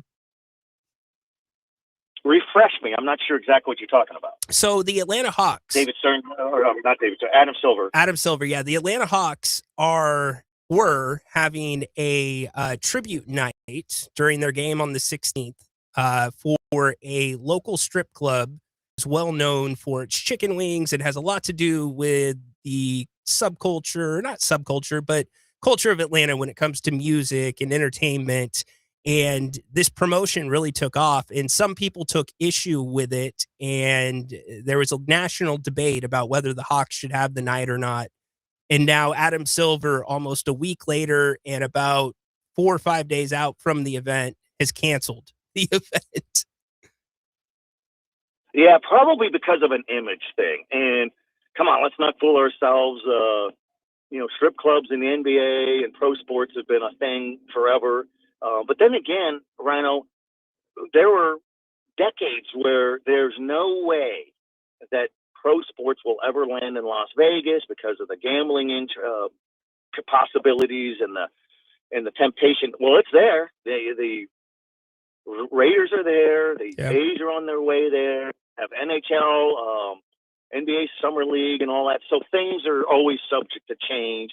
And how about the whole thing with the NBA? We'll never get involved with gambling and the NFL and all. Well, some of their big sponsors are betting sites and gambling and things like that. So if there's money, if there's intrigue, we'll see. But the NBA is always going to protect its shield and its brand, so to speak. And so that's interesting. That's and you mentioned the strip club with chicken wings. I'm sure that's why people go. It's probably course. happy hour. That's why they go. Of course, Joe. That's why it's about the food, right? It's about the thighs. It's the food and the ambiance and the customer service. Grant was talking about how back in the day, a lot of the places that in different cities that were only open at the hours they got out of the arena were those types of places. So I guess some places exactly are known for right. the food. Yeah, exactly. Yeah. Food's kind of the throw in. Love it. Joe Davidson joined us. So Sac State, they get bounced out of the Big Sky Conference tournament. How would you summarize this first year under Mike Bibby? Frustrating. I had a long talk with Mike the other day. Certainly people remember him as the Kings star guard from the 2000s. He's been looking for a college job. This is his first college job. I thought he did an excellent job. He had 15 new players, guys who'd never been teammates before. That is a hard challenge in itself. That's a roster. 6 games in, Rhino, they're total. 6 games in, their best player goes down for the season, Jeremiah Cherry, big 6'11", 250-pound power forward with skills. So they lost their best player. And then down the stretch of the season, they were down to 7 or 8 healthy players. You can't compete. And their second best player, Mikey Williams, a high school star in Southern California, bounced around a little bit through the transfer portal, one of the leading scorers in the Big Sky. He misses the last 8 games or so with an injury. So they go to the Big Sky tournament with 2 big problems. They didn't have enough size because of the injuries. They're injury depleted, down to 7 or 8 players. And they were 0-16 on the road going into the tournament. And so though the Big Sky Conference tournament's not technically a road game, it's a neutral site, but it's still away from home. So they got hammered in their opening game, and their season's over. So they win 10 wins, 21 losses. So Bibby's a renowned competitor. It kills him when they don't win. That's just the way he's wired. And he said he learned a lot about himself, about patience and understanding. He's still trying to teach the game, fundamentals. And these guys in college, they don't know fundamentals, not good enough to his liking. And we think about Bibby, he was so fundamentally sound as a Kings player. He knew exactly where to come off of screens and things, and a master of his craft of shooting the ball and prepared. And he wants players like that. I think his potential is terrific there. It's the last Big Sky event for Sac State basketball. They'll be in the Big West for basketball and other sports, except for football. And Big West is predominantly California. And so I think he's disappointed. I'm going to talk to him again in the next couple of days. But then again, this is not a failure in Mike Bibby. Sac State, Rhino, in 1991 moved up from Division II to Division I. They've had 2 winning seasons since. 2. And so it's been, and a big part of that, I think, over the years is they couldn't get the best recruits that they really wanted because they played in the worst Division I college venue in America. Now they have a nice little on-campus venue that seats 3,000, and they set attendance records. Every home game was an overflow crowd. A lot of that, I think, is a tribute to Bibby. People wanted to come watch. And plus, it's an entertaining product. They were really good at home. So mixed results. He's excited to be coaching. He does not like losing, but he's out there recruiting hard. He's going to get some more size and bulk. They're going to get the big kid back after he redshirts this year with the knee, after he missed over those games, Cherry. And so I think they're going to be fine. But kind of, can they do something? Sure. And you see the team earlier in the season, they could make a run in the Big Sky. The Big Sky is not to be confused with other big-time conferences. But what those teams had, Rhino, is a lot of experience. The Big Sky is not the one and done. Nobody's going to Portland State to play 1 year and jump into the NBA lottery. These are usually guys who play 3 or 4 years, a lot of transfer portal guys. And Mike found out this was a good conference, good players, and superbly coached. So he learned, and I applaud Mike. He was great to talk to in victory, and he was great to talk to in defeat. That shows a lot, because it's not always easy to talk in defeat. No, it is definitely not. You see that across college, the pros, all the time. Imagine if high schoolers had press conferences. We might get there one day, but I want to ask you a little bit more about Mike and the approach, and I want to talk about the system as well in a little bit, but have you gotten a mindset gauge on what that balance is with Mike between actual old school recruiting and the portal while building a team? Yes, it's such a different deal. When he played for the Arizona Wildcats in the late 90s, there was no NIL, name, image, and likeness, and it's totally different. There was no transfer portal. I understand the benefit of the transfer portal.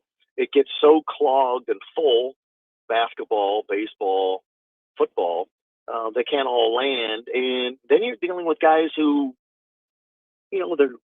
they're big-time high school players. They got all these scholarship offers. They're used to being the guy, the starter, the star, and then suddenly they're not. And that's where the transfer portal comes in. And Bibby's first signing was Shaquille O'Neal, the youngest son of Shaq, and Shaq came out to his only game this season last week on senior night. We know Shaq, he's everywhere, here, there, and everywhere, man of the people, truly.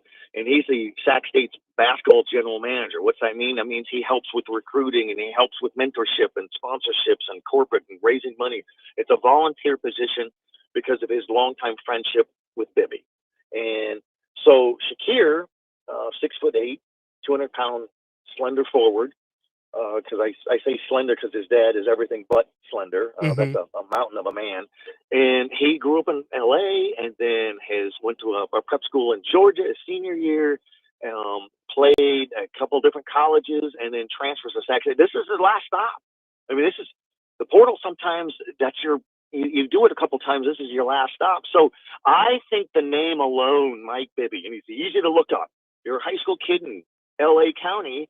You could just type up Mike Bibby on the internet and you'll see what he's about. So I think with Sac State being in the big sky, I think he'll be able to recruit California, and he'll get his guys. And a scholarship is a treasured thing. And they're a year-to-year deal. A lot of people think a scholarship is a 4-year guaranteed deal. No, it's year-to-year, subject to change. If your academics are slipping or if you're just not a good fit, they could cut you loose. It's cutthroat. It's the way it goes. But I think he's going to navigate that well. And if a guy like Shaq, hey, we're going to put Shaq on a Zoom call to help put this over the top, that's a nice benefit. And if Sac State is looking to sell corporate sponsors and fundraising, the guy you send in there, you send Shaq. Send Shaq in there, maybe in a muscle shirt, just to come in there with his shades on and just let him work the room. So I like that plan too. And did not get a chance to talk to Shaq. He was really trying to be anonymous and low key, which is hard to do when you're Shaq. But as soon as the game was over, he ducked out. He wasn't rude. He wasn't blowing off people. He didn't want it to. The theme I got, Rhino, is he didn't want it to be his moment. It's the seniors' moment, including his son. Because I would have asked him. I would like to. Hey, are you going to do this next year? He probably will. Things like that. And I mean, it's not a bad gig if you only have to show up to Sac State once. So that we know of.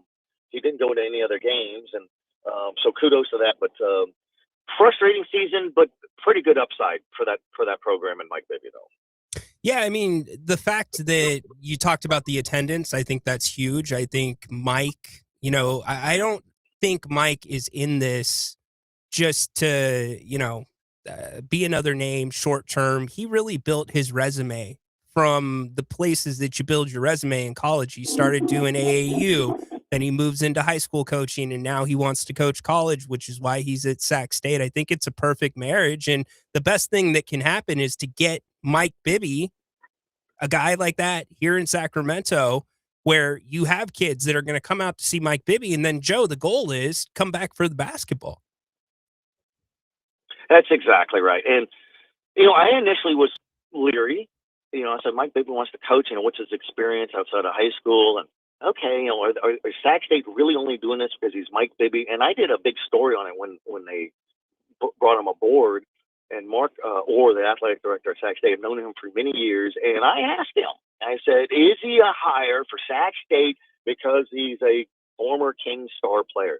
He said that's the cherry on top. He's ready for this gig. He knows basketball. We're really impressed with the interviews. And the fact that he's a Kings legend is a nice bonus. I said, fair enough. And when I went to some of his practices, he would stop practice to go over fundamentals. No, you're supposed to screen here and move here. You're supposed to move behind here and here. Simple little things. So I like that. So it just shows that there's still a teaching element there. And Mike feels like there's unfinished business. He is so indebted to the love and loyalty and backing and support that Kings fans have given him when he played and after his NBA career and now at Sac State. And he feels like, geez, we couldn't get to a championship with the Kings, and I want to be able to coach here, and maybe I could make an impact. So I think that's kind of a cool story. And unlike Doug Christie and the Kings, Doug Christie got the Kings job because Vivek Ranadive, this is my thinking, is he's going to have a grace period because everybody loved Doug Christie. Yep. Well, the grace period's there until the wins are not. And same with Vlade. I covered the Kings when Rick Adelman was there and Vlade, and ran into Grant Napear every day. And nobody was a better leader and a team captain than Vlade Divac. And so he got the general manager gig because people knew him. And that didn't work out well and wasn't fair to Vlade. No, it has not worked out well. And certainly Vlade should be remembered for what he did on the court more than not taking Luka Doncic. And that always comes up. But you said a word talking about Mike and his coaching. You said fundamentals, Joe. How much has that changed between 2026 and 2000 when it comes to coaching our high school and college athletes? I think fundamentals have always been stressed. Do they adhere to it? One of the bad things about AAU, which is off-season basketball leagues, and a lot of times it's a recruiting hotbed. They're just out there playing, and that's where a lot of the criticism comes in.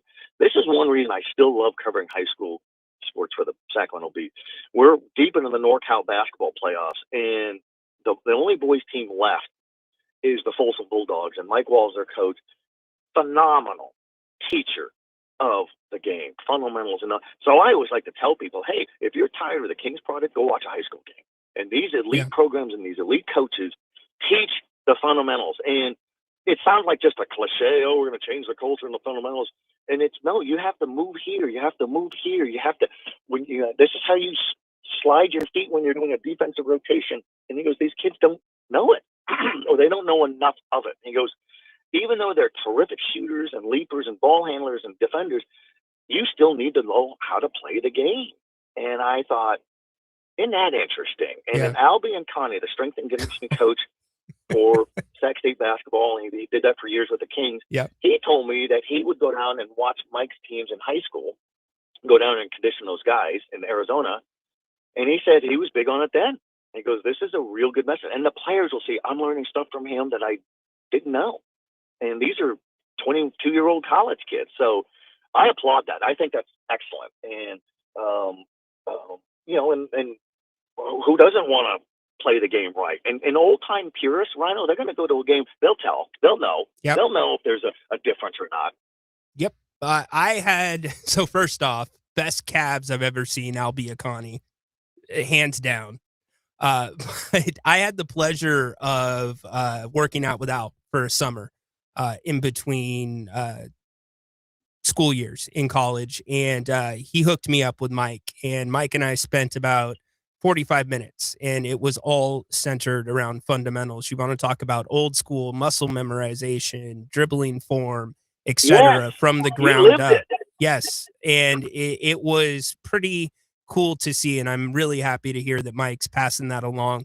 I want to ask you about the high school athletes. Specialization comes up a lot today when you think about youth and high school sports. And then you hear, well, maybe guys are just doing one sport and the same movement causes injuries. now once they get to the pros. Joe, are you seeing a ton of guys that are still doing 3 sports in high school, or is it mostly just 1 or 2? And do you think it makes a difference now? It's changed over the years, Rhino, and I do know this. The NFL Combine, the NFL Draft, the Super Bowl, the rosters have so many athletes who played multiple sports. Football guys who wrestled. Yeah. Football guys who also ran track. Football guys who did basketball. Basketball guys who do track. I'm a big proponent on it. Have fun. Everybody wants to play in college. You can't play more than one in college. You may not be able to play anything in college. So do as much as you can while you can, especially if you're good. I could see not playing a second sport if you're going to be the last guy on the bench. You might get cut. But do it because it's your school and it's an experience. But a lot of it's hard to do. The high school football season, we're looking at the Folsom Bulldogs in football. That's a team that's always in a NorCal championship and a lot of times in a state championship. And so by the time the state football championship ends in mid-December, you're already well into basketball season. Yeah. You're way behind the 8 ball, so to speak. And so those seasons have gotten longer. Basketball seasons could go long and springs and spills in the spring. What I don't like, which I think is concerning, is if you have club soccer, which is not high school soccer, but it has high school kids. And a lot of kids get recruited. A lot of the club coaches will order their kids, you are not playing high school. You have that authority, they're going to make it their authority. And it puts a lot of pressure on a kid whose boss, so to speak, is his coach. They're the only people they take orders from otherwise are their parents. And then when the coach says, "Would you get you a scholarship this way?" Hard to say no. We hear the same thing. You're a baseball player. Well, you need to be playing baseball all summer and fall league. I'd like to play football. Now you got that's not fair. That's not fair. And so I think that's a problem. And sometimes on some high school campuses, I've seen this over the years, Rhino, where the football coach and the baseball coach are at odds because they don't share athletes. Now, Folsom, one of the elite programs in Northern California, they share athletes. And it's I think you touched on, when you play different sports, it uses different muscle groups and it avoids burnout. I've talked to so many athletes over the years, high school swimmers, water polo, runners, cross country, and they burn out. Tennis, gymnastics, they burn out because it's so much and so much pressure. I was at a youth water polo tournament last summer to watch my couple of my nephews. And I was discussing with what I saw, because I don't go to youth events otherwise. They were playing a team, and this is based in San Luis Obispo, where my kid sister is.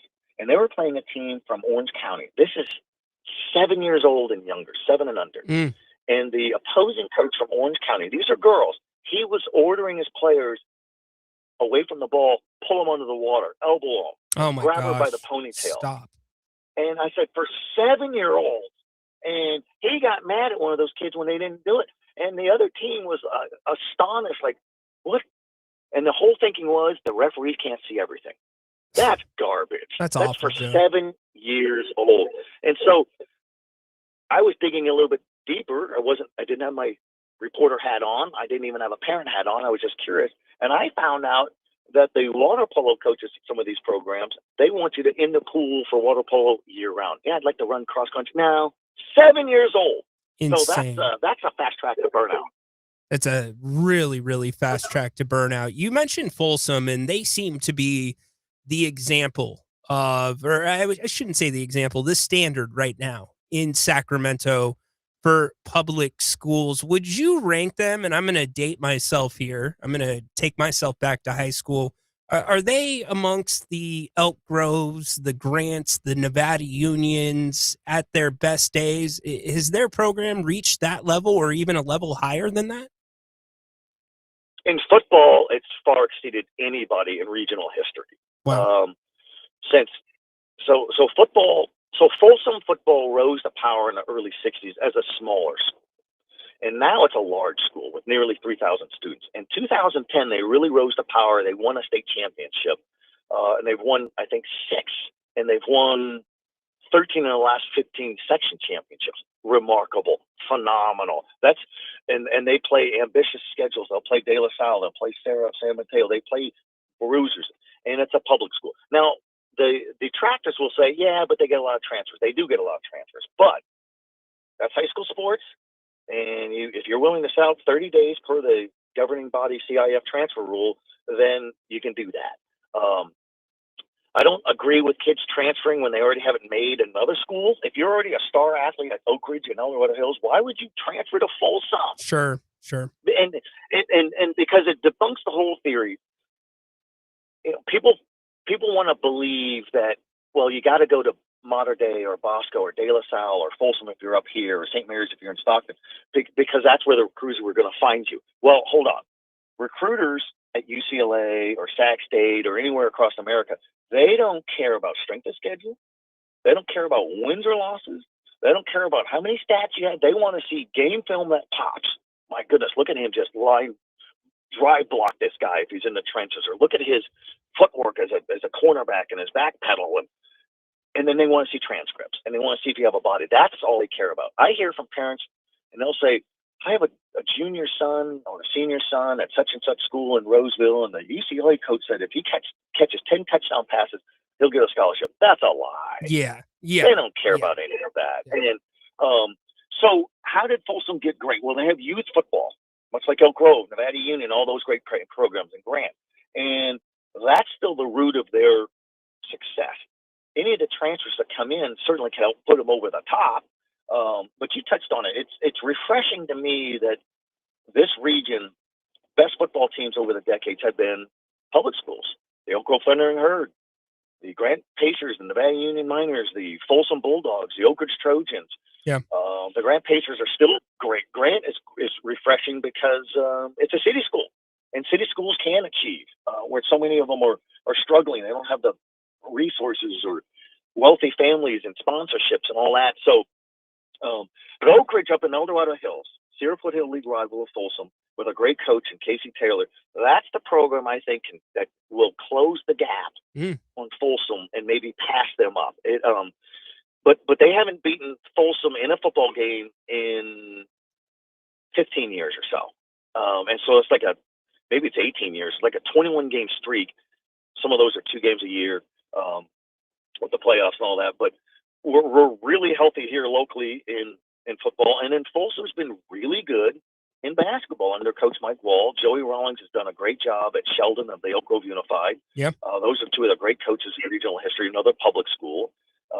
And then, what's another cool kind of thing, we're talking about high school championships. We have 2 girls teams left in high school basketball as the state championship. So That's this weekend awesome. at Golden One Center.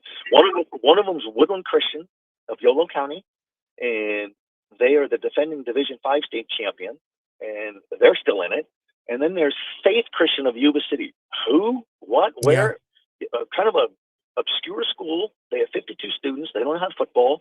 They're in the Division 4 NorCal finals with a girl behind a girl named Lauren Harris, 5'11" shooter, going to Long Beach State on a scholarship. She's the most prolific 3-point shooter in the history of high school girls basketball, and she's worth a watch. And so that's kind of cool. She's a student body president and this and that. How do these programs get good? They don't even have football. Does anybody care? They care. They care just as much as the Folsom Bulldogs. They just have a smaller stage and a smaller student body. But those are kind of cool stories to see, and who these people are, and the coaches and the players and all that. And then big picture, who wins all the state championships in football and basketball? The Southern California schools. Why? Way more population. And that crunch of numbers just means that more of the cream is going to rise to the crop. I mean, this section, we're in the Sac Joaquin section. It's the second largest of the 10 in the state, Rhino. And these are the sections that the governing bodies. The largest section is, we're the second largest with 200 high schools. The largest is LA City section, almost 700 schools. Wow. So that just tells you how It's a many more huge schools are down there. Yeah, exactly. So my theme and motto, my man, is play as many sports as you can. Go to school, go to college where you can play, whether it's Division I, Division II, junior college. Go where you can fit. because it's hard. It's hard and it's competitive. Joe Davidson joining us for just a couple more minutes. Sacramento Bee. You have, I shared with you last time about some of the stories that you included my name in, but you have impacted so many with your stories. I'm wondering if there's one story in particular that you've done that's impacted you the most. Ooh, I'm trying to think. Yeah, there was a guy, John Bloomfield, about 10 or 12 years ago. He was a former Grant football player, won a state championship in 2008, bounced around junior colleges, winds up at Sac State, beloved guy, Polynesian kid, big shock of hair coming out of the back of his helmet, proud Polynesian family. And he has something wrong with his lungs, and then he has a lung collapse after a game. He goes in for surgery. He doesn't make it. And before he dies, he's hooked up to all these IVs and these tubes, and his mother asked if I could come down to the hospital. Oh my gosh. And I remember going down there, and she was so sweet, and it's grim. And I remember the lead of my story was, John Bloomfield is in such and such hospital in room 209, tubes coming out of his mouth, prognosis grim. And his mother poured out her heart and emotion about, they were so poor in San Francisco that one day her husband, John's father, brought home new shoes for this fifth grader, little boy John, and he embraced those shoes because they were his and they were new. There's how's that for perspective? Yeah. And here he was, and she said, we're losing him. And she goes, I have to make the most difficult decision of my life. When do we pull the plug? And she goes, I know I have to do this. And Marshall Sporbeck was the Sac State coach there, and I talked to him there on location. I was so moved that she invited me in there, and we wrote his story. And then days after the story ran, he died, and she asked if they could print out the big story I did and use it as his memorial service. Absolutely. So that one hit me pretty hard because it's like, this is the anguish of this poor mother, and how did this good guy deserve this? Just a fluky thing. Really sad. I'll go a little deeper. Of all the years I've been at the Bee since 1989, pre-internet, I would say the most compelling stories over the years have been Grant football, City School, Del Paso Heights, Pride of Sacramento. Every time Grant's in a state football final, all of Sacramento pulls for Grant. Yeah. When Folsom is in the state final, when Del Oro's in the state final, when Rockland's in the state final, when Granite Bay's in the state final, only their communities are rooting for them. Everybody else couldn't care less. But for the Grant Pacers, everybody embraces that as their team. Elk Grove Thunder and Herd baseball with Jeff Carlson as a coach and all those great players and championships was always a great storyline. The Folsom football juggernaut is always interesting. The Sheldon basketball, Coach Joey Rawlings, has always been interesting, and who these people are and what they're about. And I've had great conversations with Eric Armstead over the years, and Shaq Thompson out of Grant, and hardships and reality and real life and perspective and just finding a way. So there's been a lot, and that's why it's still got a hold on me. It's been a real honor, Rhino, to kind of chronicle this area, and I try to do it as a historical outlook, big picture stuff, because it is history. Every championship and every lost championship and every player death and coach death. Hardest stories to write have been the obituaries.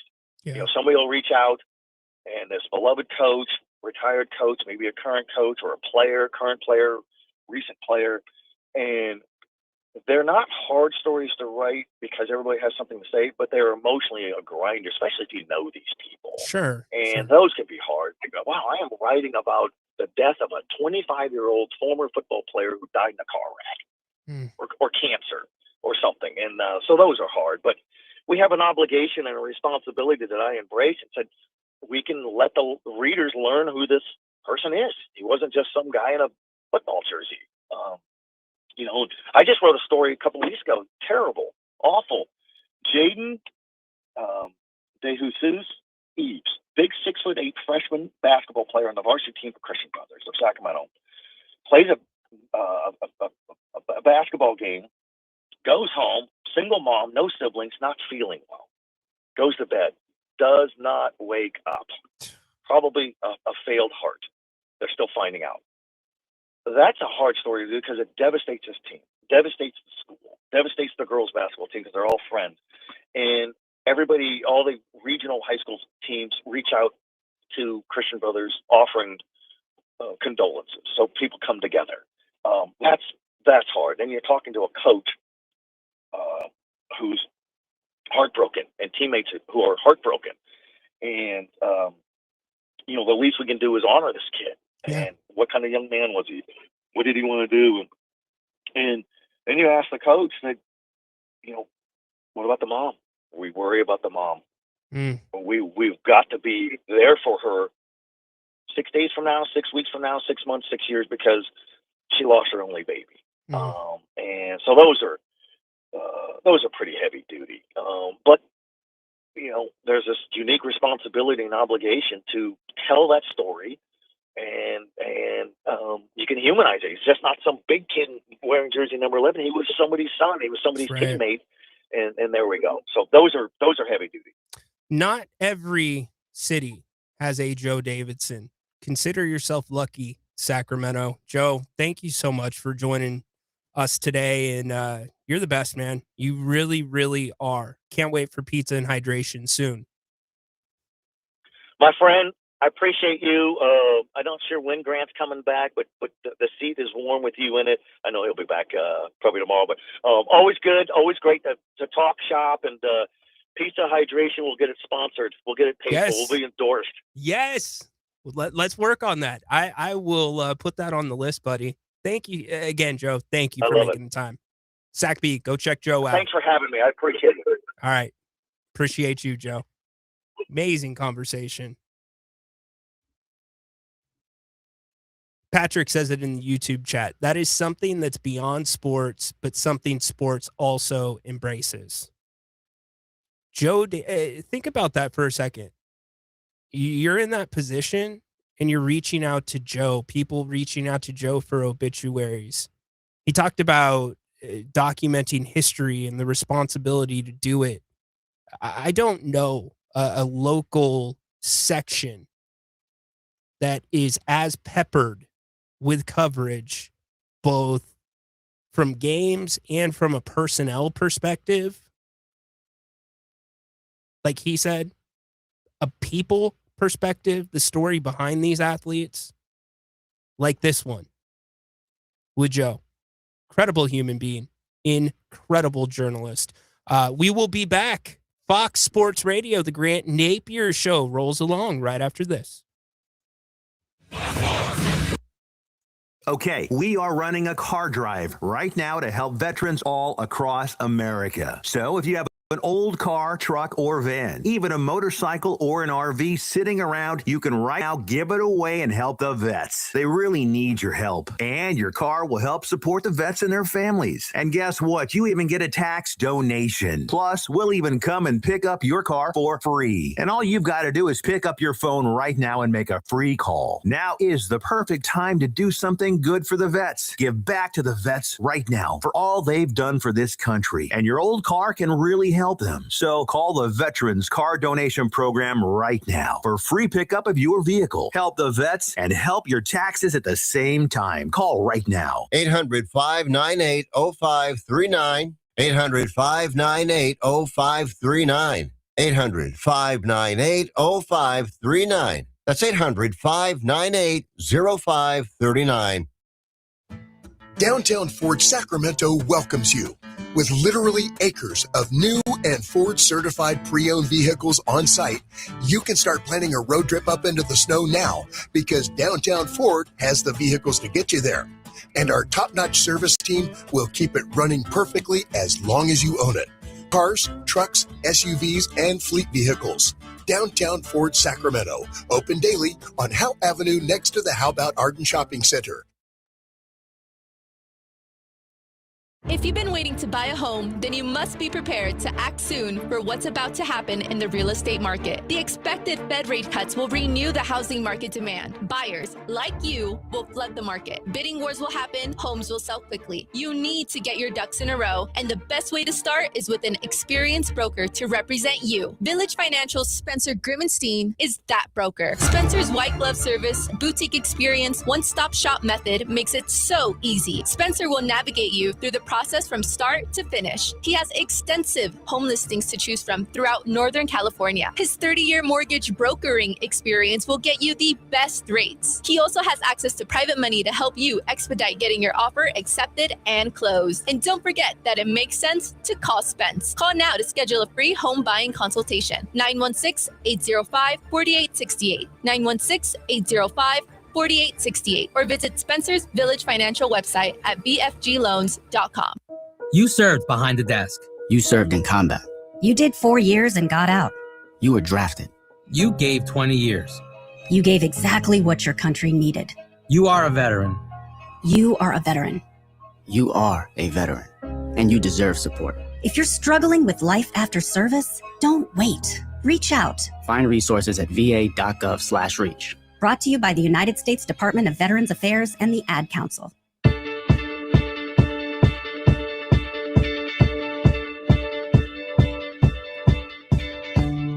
Great stuff with Joe Davidson there.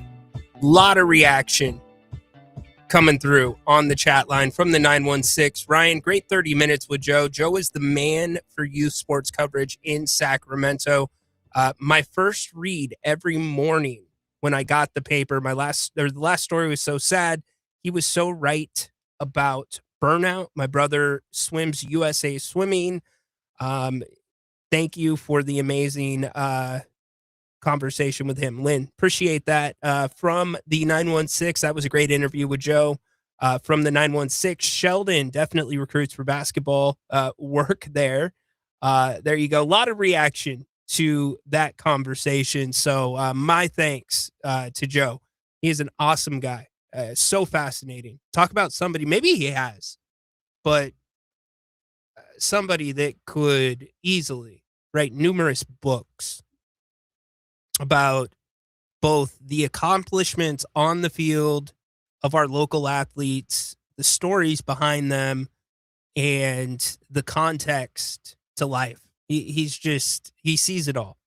So very thankful to have had him on the show today. Short segment here because we got to get back on the clock, but it's been a fun one. Grant's back tomorrow.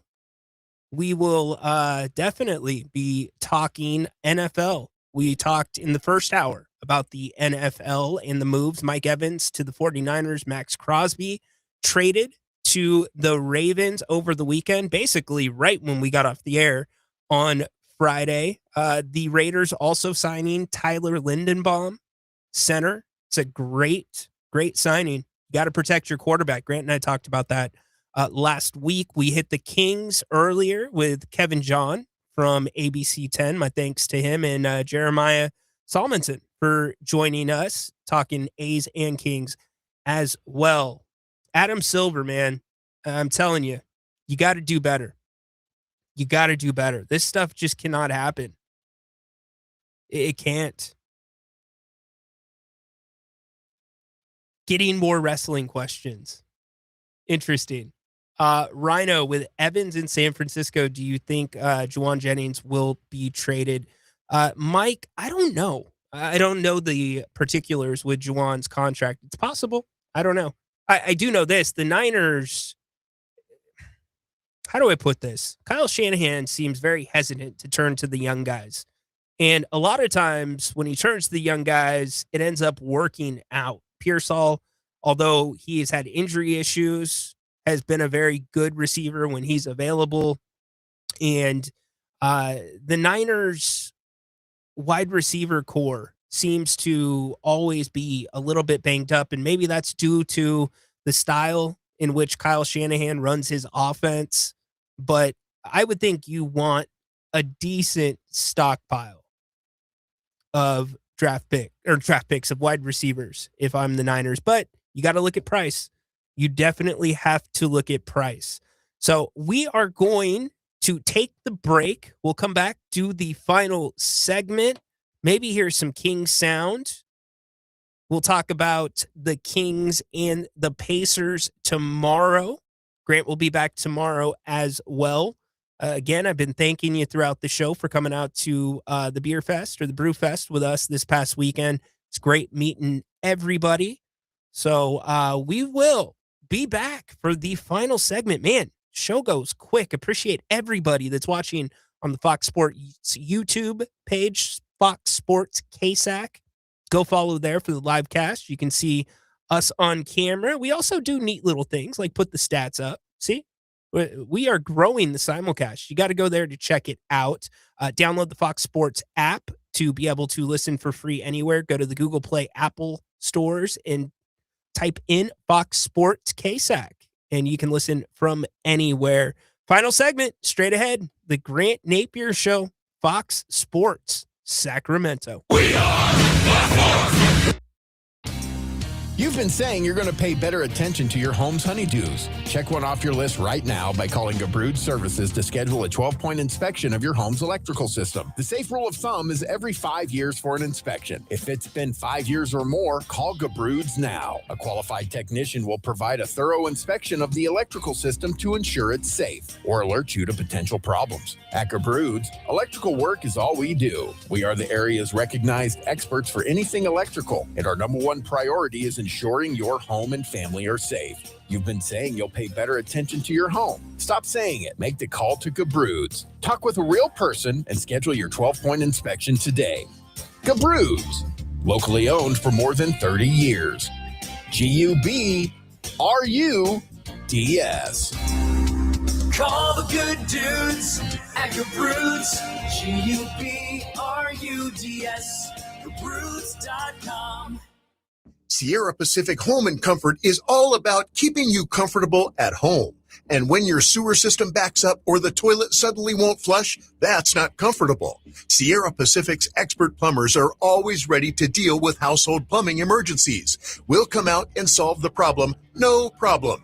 Expert plumbing service anytime at SierraPacificHome.com. Sierra Pacific Solar Heating and Air. The guys in the big red trucks. Listen up, guys. Are you experiencing any of the following?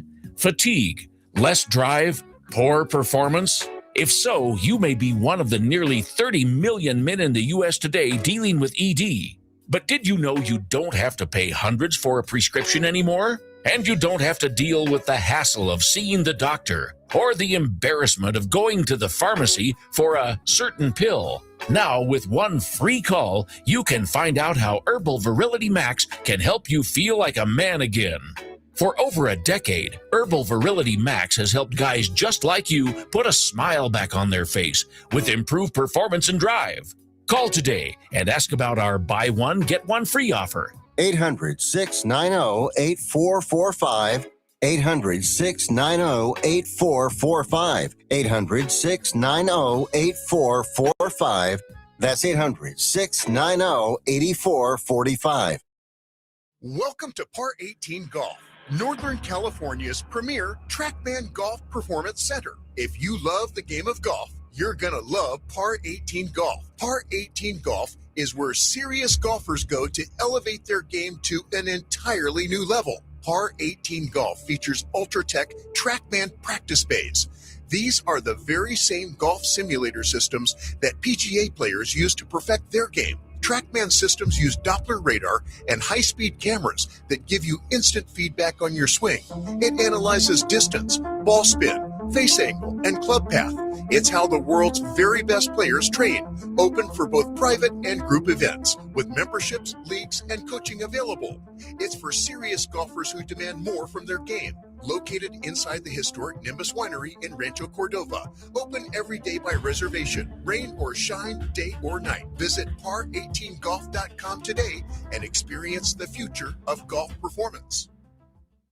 Out here in the middle of all these acres, it can feel like you're the only person on earth. And sometimes that's how it feels when you're going through tough times. Trouble sleeping, your mind racing. So what do? We get help. There are people in our community who are here for us. Sometimes just talking to someone can make all the difference in the world. Find more information at loveyourmindtoday.org. That's loveyourmindtoday.org. Brought to you by the Huntsman Mental Health Institute and the Ad Council.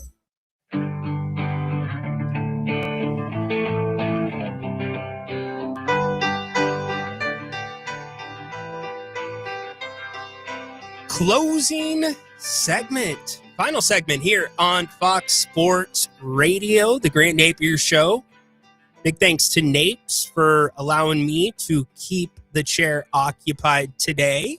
Let's catch you up on the NBA scores. Right now, the Cleveland Cavaliers blowing out the 76ers, 84-61. You've got the Nets, 65-57 over the Grizzlies. The game of the night, the Thunder and the Nuggets. The Thunder with a 6-point lead over the Nuggets, 66-60. Later tonight, you got a couple other games, the Knicks and the Clippers and the Warriors and the Jazz. The Kings last night broke their 9-game franchise record losing streak. They're in action again tomorrow against the Pacers.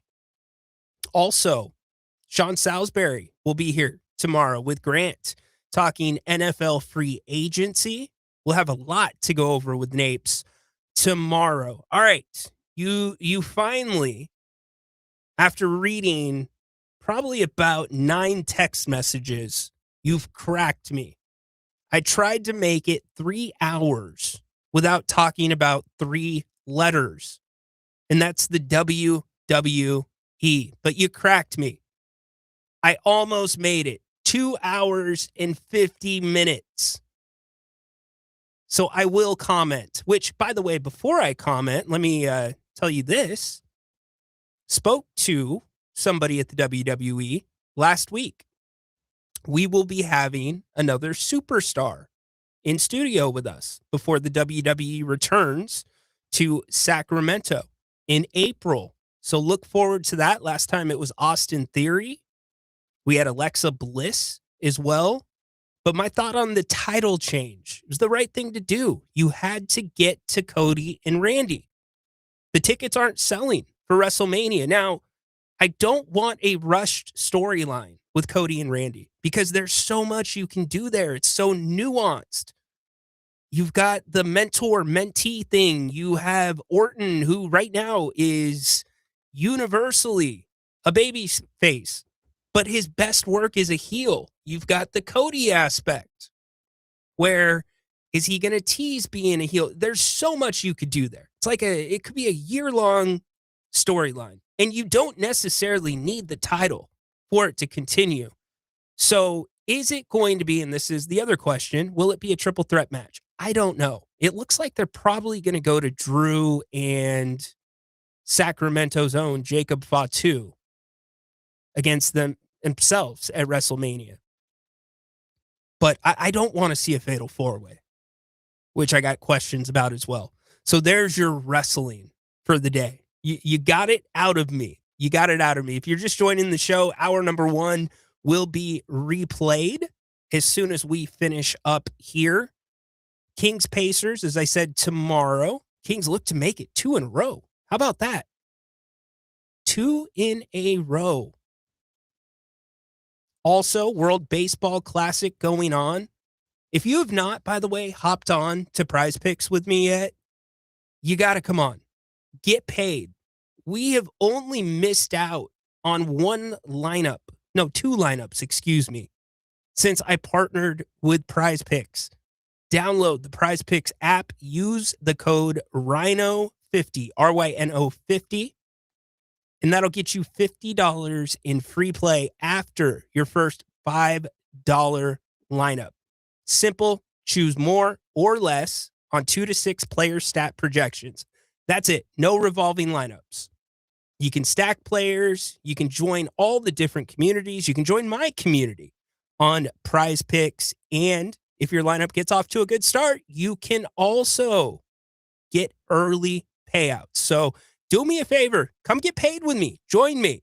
Download the Prize Picks app. Use the promo code RYNO, RYNO50, RYNO50 to get $50 in free play after your first $5 lineup. Prize Picks. It's good to be right. Has anybody joined me on there? Holler at me if you join me, and you're welcome. By the way, Mike in the chat says 49ers in the Super Bowl. We'll see. Says Bills also in the Super Bowl. I don't know. Would love a short video on Prize Picks. Full explanation for beginners. I could do that, Athena. We could probably do that. We could certainly do that. Man, I had so much more that I wanted to get to today, but excellent conversation with Joe Davidson. Had to go long form with him. So my thanks to Joe. My thanks also to Kevin John, ABC 10. Hour number 1 was with us. And Jeremiah Salmonson, Section 105 podcast, and also Sacramento Radio Services journalist, Kings A's Insider. Appreciate them joining the show. Appreciate all of you who have been part of the show today in the YouTube chat. Go follow Fox Sports KSAC on YouTube. Download the Fox Sports KSAC app. If you haven't already, you can listen for free anywhere. That makes it pretty cool. We'll be back, by the way, tomorrow night with the Kings and the Pacers postgame. But before that, Grant returns to the chair tomorrow, 3 o'clock. Appreciate all the text messages. Appreciate the calls. Football is a-moving. And Adam Silver still doing Adam Silver things. My thanks to Grant for having me in. Again, thanks to all of our guests. My thanks to you. Have a wonderful rest of your night. Can't wait to have you back here tomorrow on the Grant Napear Show. Fox Sports, Sacramento. So long.